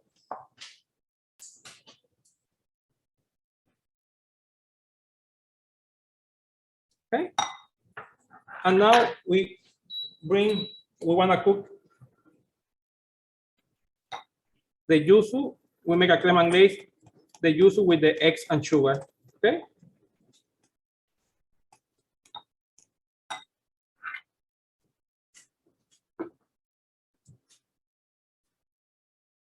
Okay. We have the eggs with the sugar together. We mix. We heat the calamansi and yuzu puree first. We want to temper the eggs and sugar, and we put it back, and we cook to 82 to 85 degrees.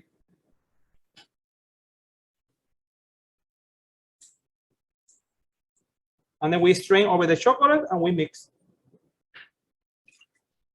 Okay. Okay, we want to cook. Mira, dame este momento.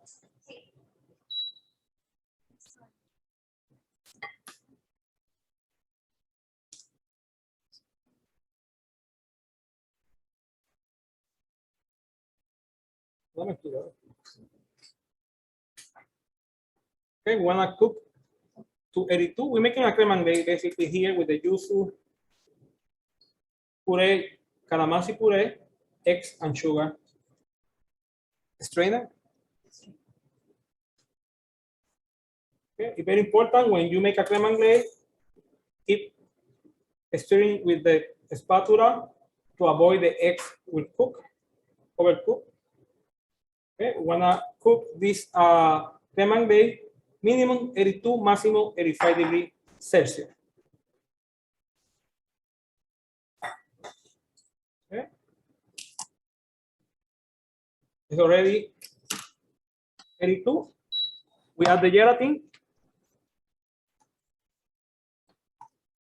And we strain over the chocolate that is already melted.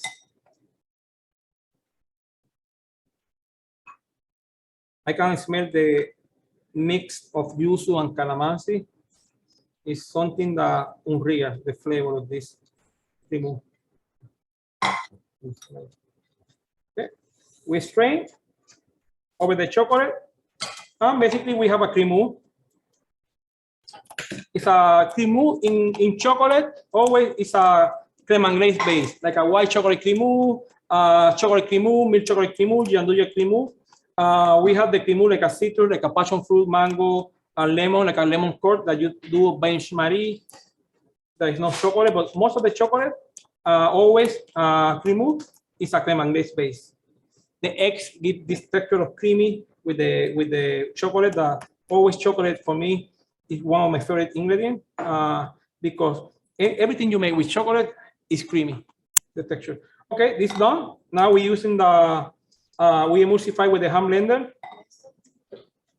Emulsify with the hand blender. Más pequeño. O un bol más pequeño. Okay. Okay, we emulsify with the hand blender.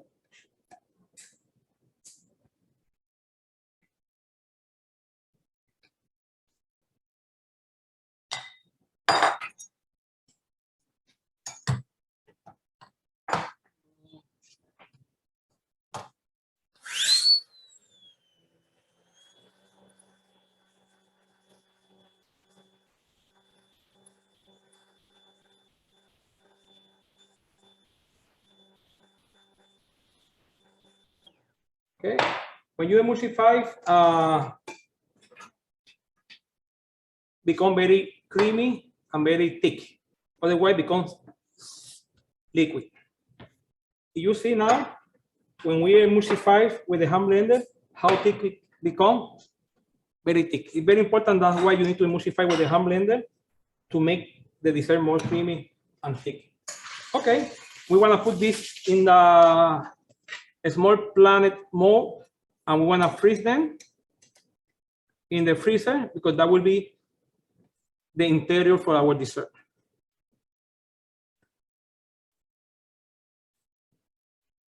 Okay. Then we fill up 20mm mold with the cream. You see the texture, very creamy, thick.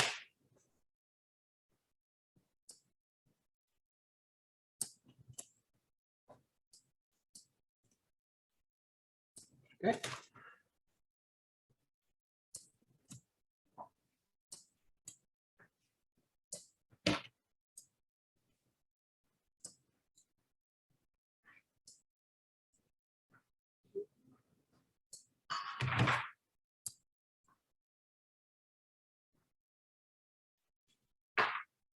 Perfect.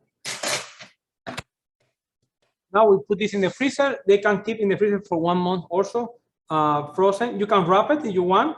Of course, now we don't wrap it because we're using today. Well, if you make a lot of quantity, what we do, we take out from the mold. When it's frozen, we put in the brown freezer. We remove from the mold and we keep in the container, closed container, very tight, airtight container, and put in the freezer. And we can stock many of what we need. Okay. Now this go to the freezer. Okay. Now we're making our mousse. I want to make yuzu mousse with the pineapple yuzu cardamom puree. For this mousse, I want to use Barjona chocolate inspiration yuzu to give more flavor of the yuzu. First, when we make mousse, it's very important to whip the cream. The cream needs to be cold and keep always in the fridge. Sometimes we working in the place that is warm and we whip the cream and we keep on the side, and they will be hot and warm, and then you don't have a nice texture of mousse. Now, first thing I need to do is to with the cream. I want to whip to soft peak, medium peak, maximum, and then we keep in the fridge until we have ready. We want to make here basically like a yuzu ganache base mousse. We make a ganache of yuzu with the pineapple, yuzu, cardamom puree. We cool down this ganache to 30 degrees, and then we fold it with the whipped cream. I want to whip the cream, and then we keep in the fridge.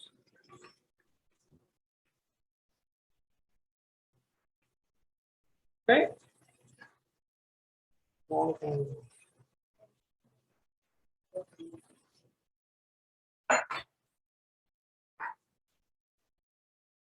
Okay, we want to whip the cream now to soft, medium peak, maximum, and then we keep in the fridge.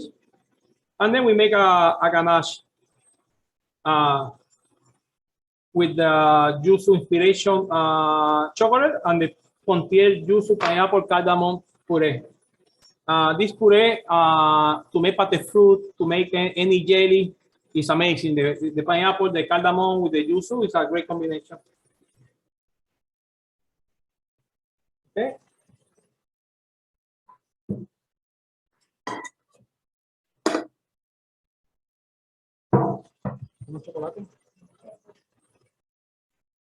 Okay, I want to now waiting to whip the cream to start making the ganache.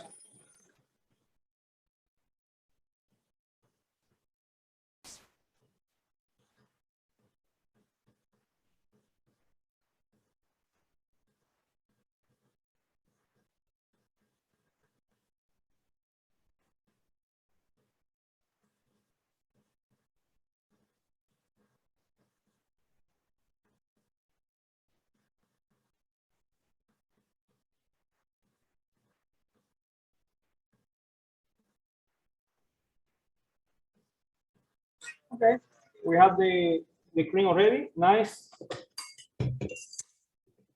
I like the texture like this. Soft. See? Very soft.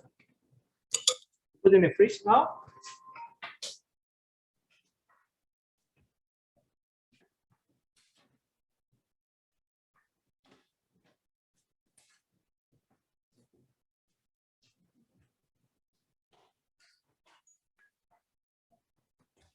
Right. Okay, this is the daqua. As you see, it's perfect. Like I say, they don't rise and deflate. Keep the nice thickness. It's beautiful because we don't incorporate too much air. We whip the meringue, medium speed, nice, become fluffy and dense and perfect. Now the green thing with I always when I do cakes right away from the oven, I put in the black freezer to keep the humidity inside, because now one mistake we make with the cakes, when we bake, we keep outside, all the steam go out and become dry, and you keep outside for a few hours and they can become dry. Me, from the oven, I put in the black freezer, the shock of temperature of minus 20 degrees, minus 30 degrees, they don't allow the steam go out, they stay inside and become very moist. The cake. Put in the freezer or in the black freezer. Now, from the, we're making now the mousse. We have always, we melt the chocolate, always, with the inspiration yuzu. We melt in the microwave to become more easy for us to mix with the milk. Okay. Now we put the milk.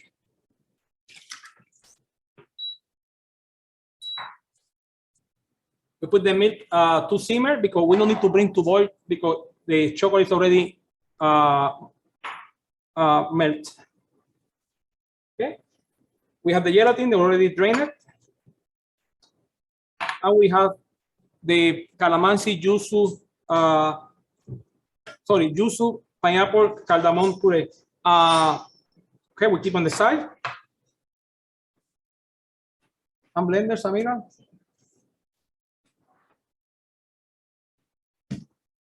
Now we're making the mousse. We have the milk. We want to bring to simmer. We add the gelatin. We put over the ganache. We mix with the spatula. We emulsify with the hand blender. We add the pineapple, yuzu, and cardamom. But in this case, the question beginning, Fanny, about citrus and milk, I prefer not. I prefer to add later with the cream because sometimes they make a thick and they break. Okay, we have the gelatin. The milk is already warm.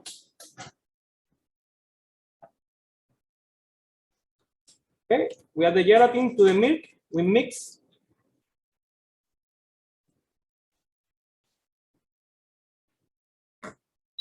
Okay, and then we add like a ganache, little by little. We add first a little bit. We mix with the spatula the same way we did with the creme, lychee raspberry creme. In the beginning, you see, become grainy is a good sign of the good emulsion. That's the way to emulsify chocolate to make creamy and smooth. You see, I'm gonna take this over. First, always the ganache becomes grainy. That is a good sign. You add the second part of the cream or milk. You keep mixing, and the ganache becomes elastic and shiny. That is the first rule to make a ganache, because this is a ganache-based mousse. Why is a ganache-based mousse? Because a light ganache, light mousse, it's not heavy. They don't have eggs. When you eat it, you want to eat more. It's more light. Okay, and then you add the last portion of the milk.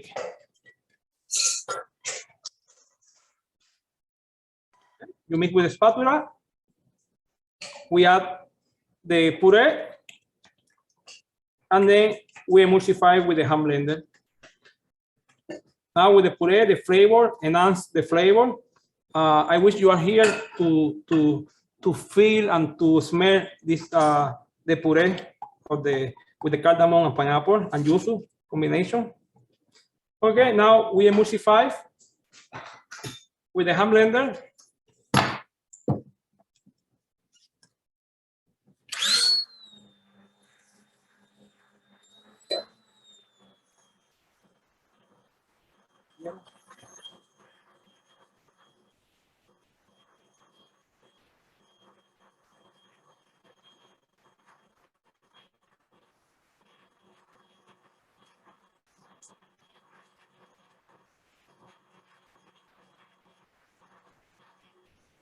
Okay, we emulsify ready.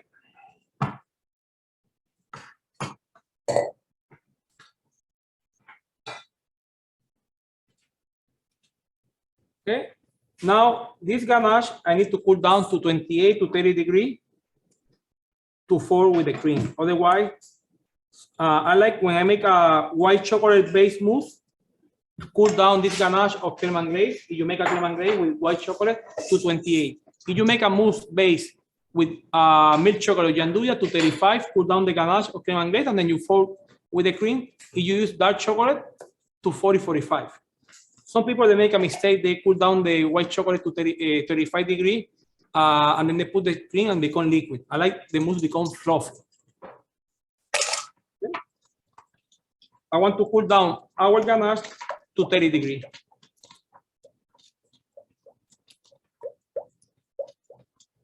Okay. It's ready. It's 30 degrees, 29, perfect. Now I take the cream, the whipped cream that is in the fridge. And then we add little by little the ganache to the cream, not the cream to the ganache. And we fold it.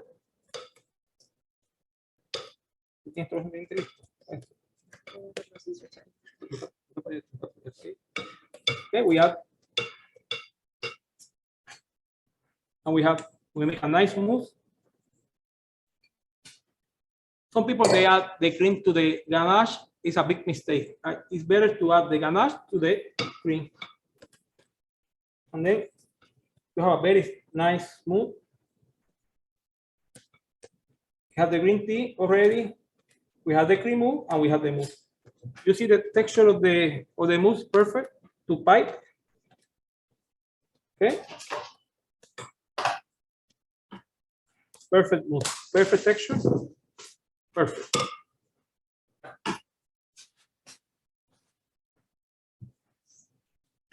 I want to use the planet mode to make the mousse base.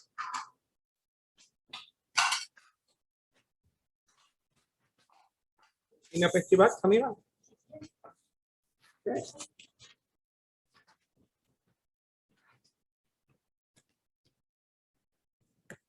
We have the mousse, we have the cream, and we have the matcha green tea.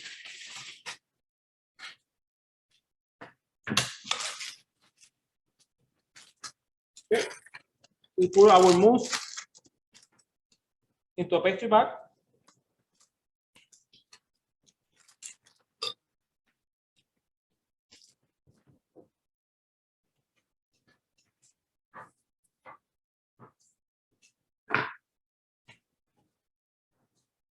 We fill half of the mold with mousse.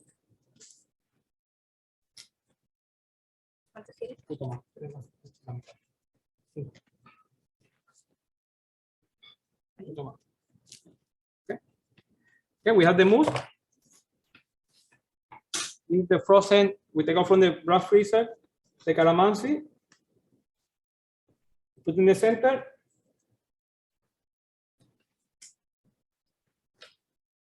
Calamansi cream mousse. We add more mousse. A little bit more mousse.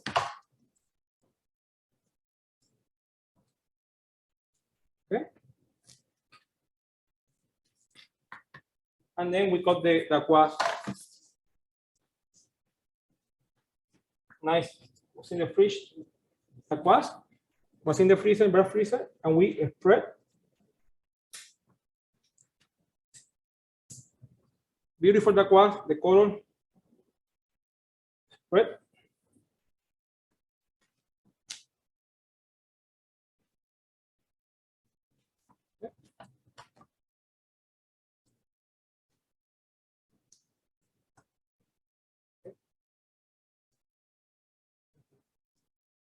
Yeah.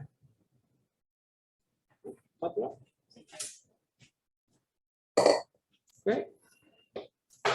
Now we press a little bit the green tea matcha and the whipped cream.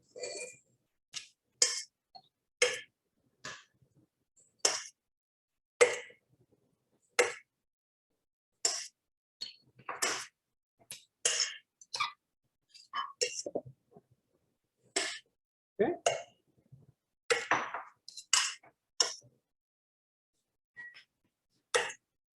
Now we keep in the freezer or in the blast freezer. If you have blast freezer until ready set.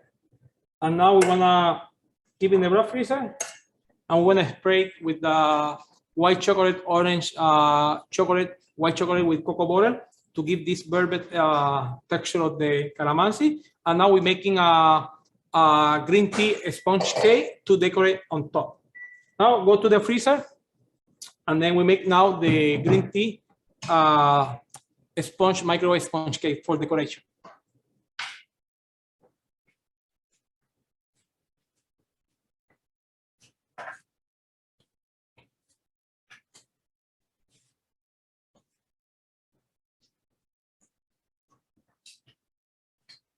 Okay, now we're gonna make the microwave sponge cake. Basically, the microwave sponge cake is a technique that was created in the El Buri a long time ago with Ferran Adrian. Basically, you make a mix of flour with eggs, and then with the heat and the gas that we put in the siphon, they make a blow and they make this sponge cake because the very fast heat make the cake to pop up and make the cake. Basically, all the sponge cake is the same technique. You put everything in the mix in the blender, and then you put in the siphon with a charger. In this case, we have salt, sugar, eggs,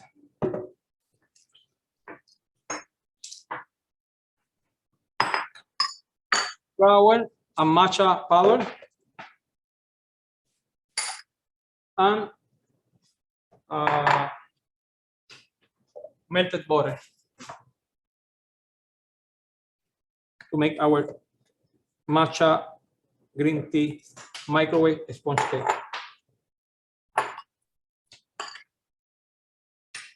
We put everything in the blender.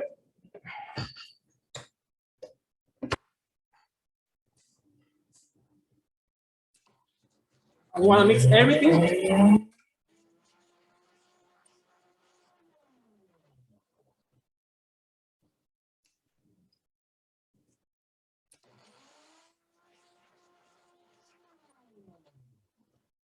Okay, that's it.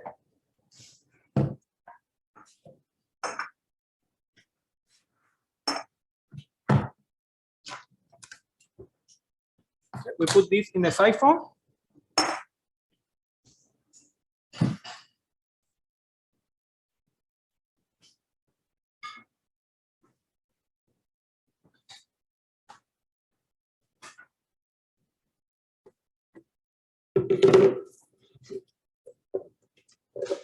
And then we cook this in the microwave. We close the siphon.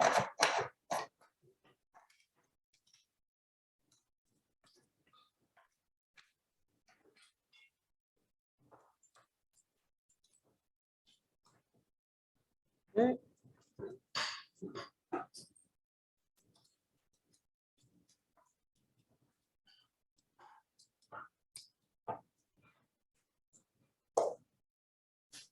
Put to gas.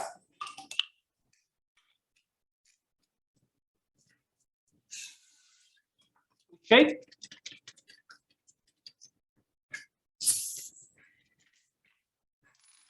Put another gas.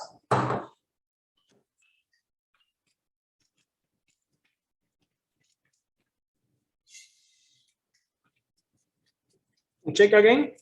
It's very important to make some hole in the cup. Because when you bake, you need to turn off on the other side, and the steam I want to get out to the cake don't become wet. Okay, we put 2 charges. We shake. We fill 1/3 of the cup, and we want to put in the microwave about 40 seconds.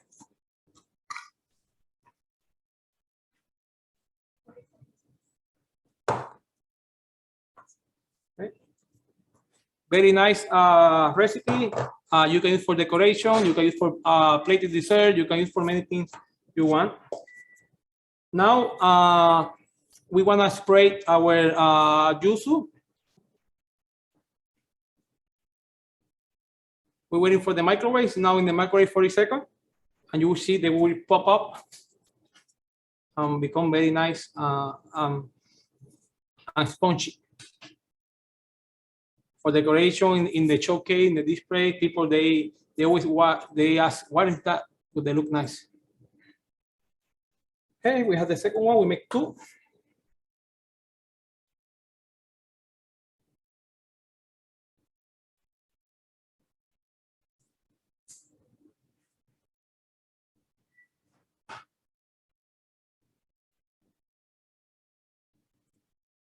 Okay, you see? Nice, fluffy. Okay, we make another one. And we put in the microwave 40 seconds. Okay, now we want to spray our calamansi with the chocolate and cocoa butter recipe.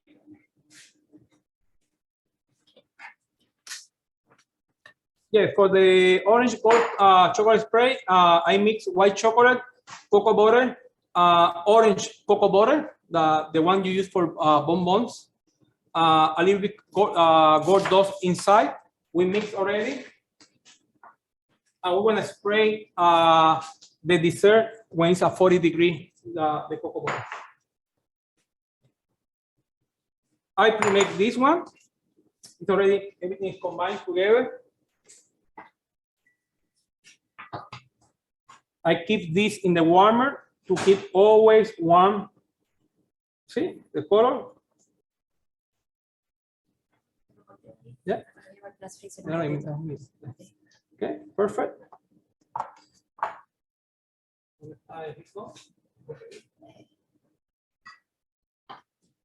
Okay, we have the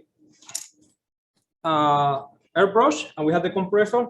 We wanna use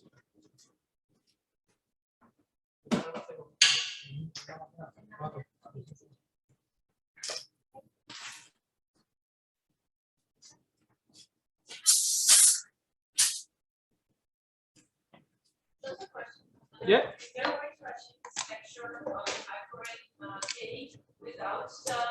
No, impossible. Okay, we have the airbrush already attached to the compressor. Okay.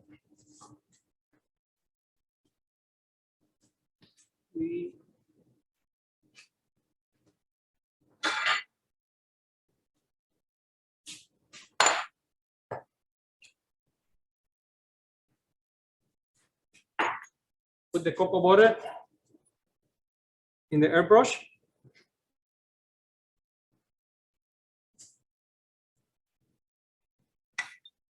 Okay. We close. Now we bring the yuzu calamansi petit gâteau from the freezer, and we want to spray with the berry spray.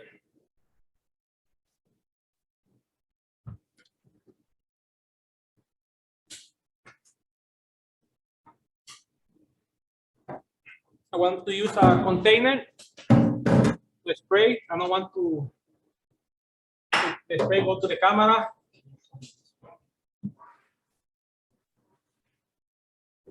Okay.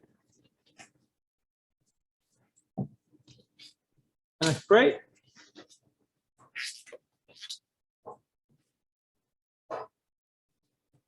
Okay, we're gonna spray now to get.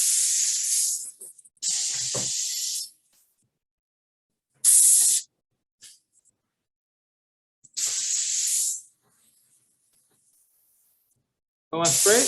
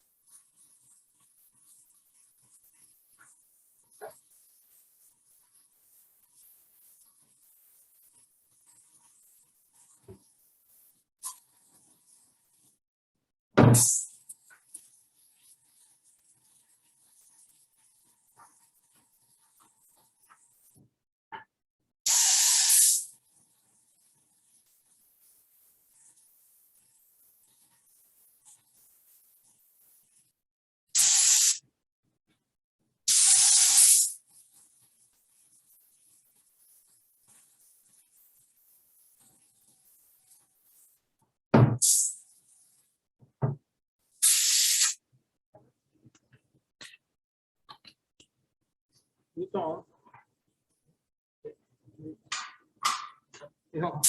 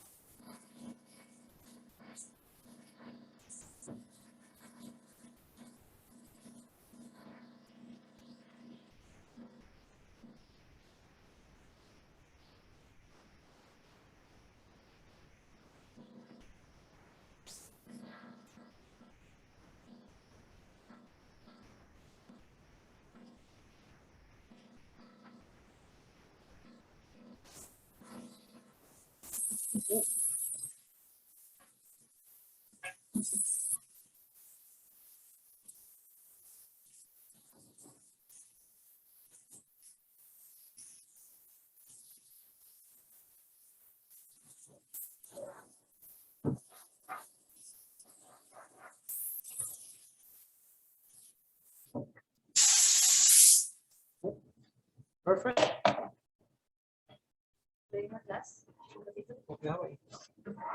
Okay, now we spray with some berber spray. Light, not too much. I'll put this yuzu calamansi on top the sablé that we already baked. This sablé is same recipe of the red sablé without the color. We laminate to 1.5 millimeter and we put between two perforated seal pad and we bake the sablé. Same recipe of the red sablé. The difference is no color. We take the calamansi, we put on top the sablé. Cuéntame sablé.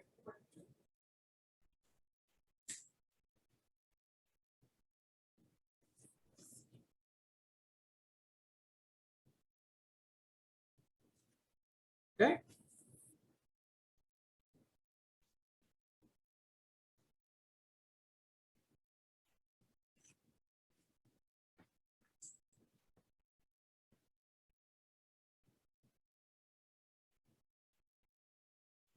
Okay.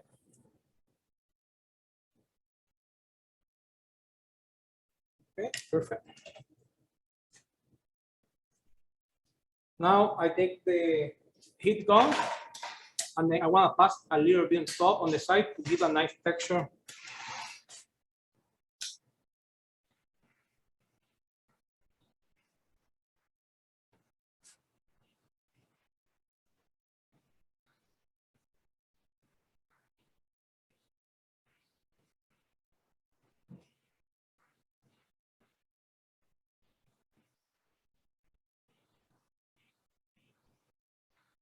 Beautiful texture with the heat gun.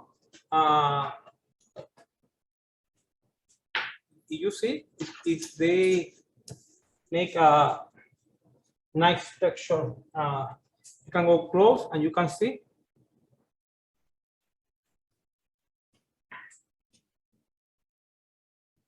Beautiful texture.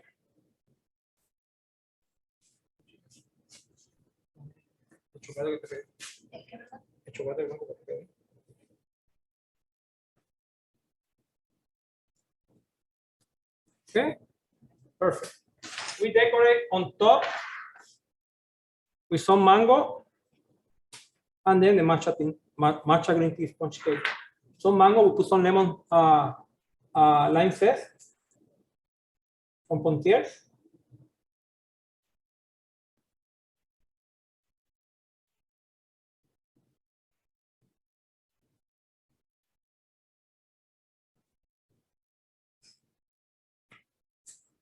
Beautiful color.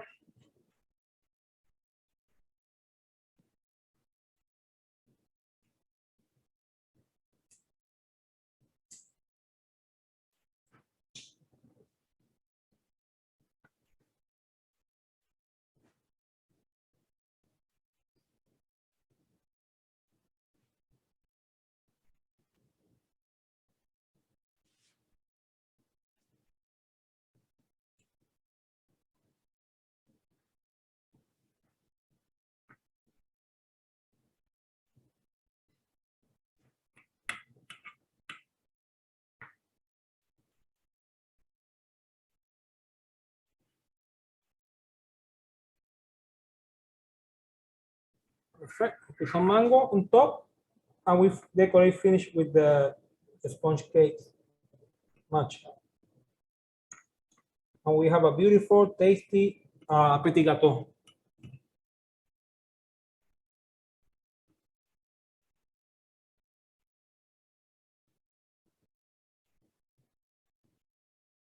Okay, perfect.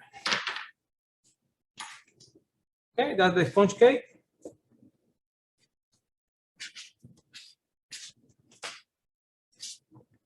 You see, we remove the sponge cake from the cup.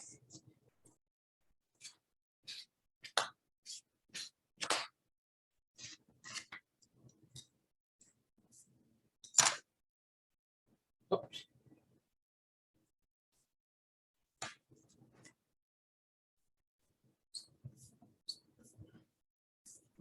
And we break the sponge cake, 4 pieces.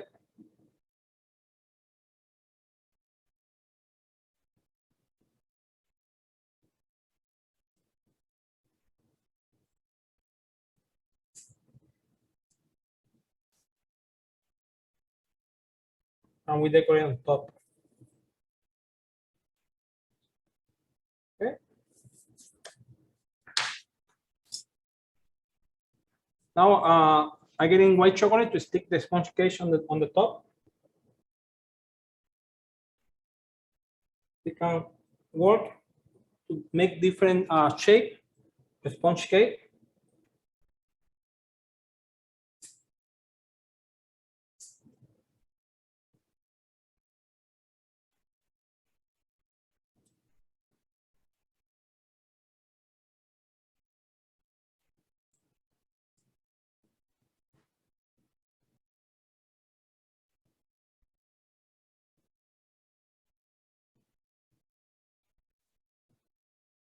Okay, I want to save this for later.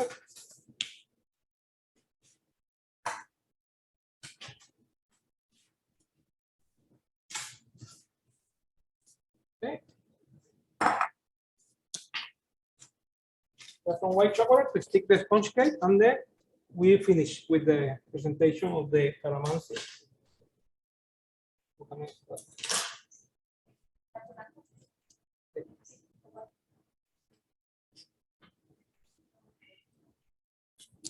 We put some sponge cake.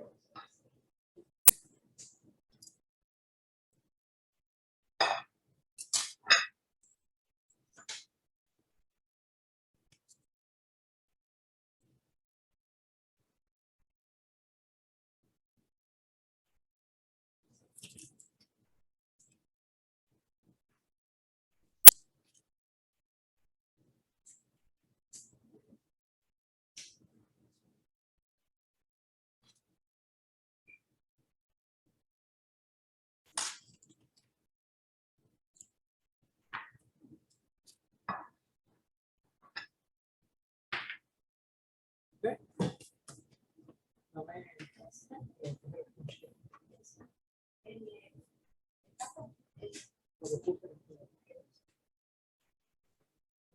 And then we put the sponge in the plate, the petit gâteau, and it's ready the dessert.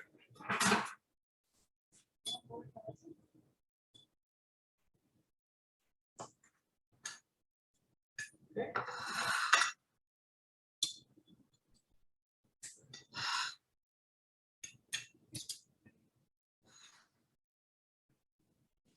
Okay.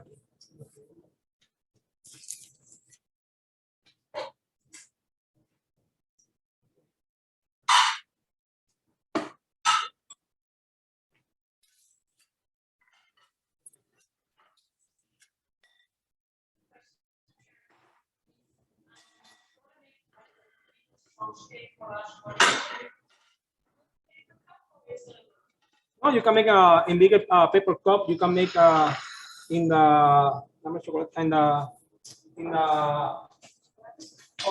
container. You can make in any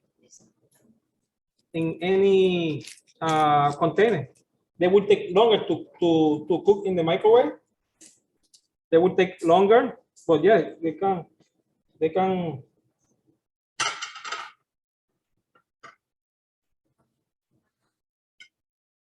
Yeah. Okay.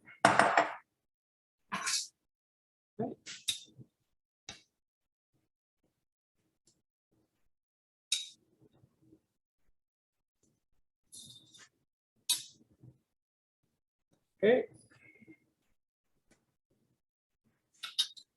You see.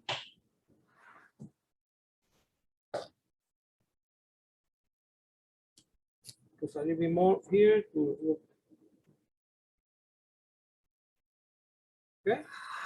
And now, if you see now the berry tart, the red tart with the lychee raspberry sponge cake, how beautiful, shiny the color. They defrost and become shiny, natural.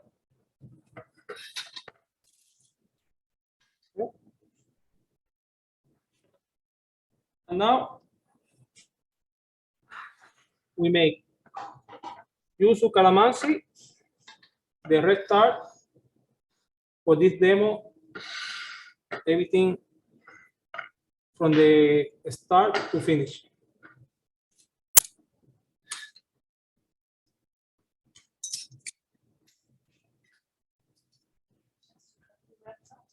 Yeah. Give me a cutting board, Chief, to cut. Okay, we want to cut one of the red tart.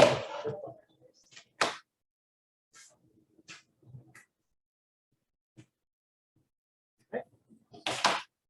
Want to cut one of the red tarts? Yes.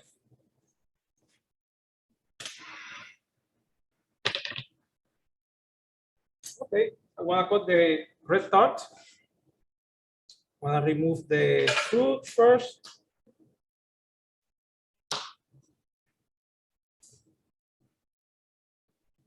You can see, beautiful cut. Frangipane, creme, Pancota.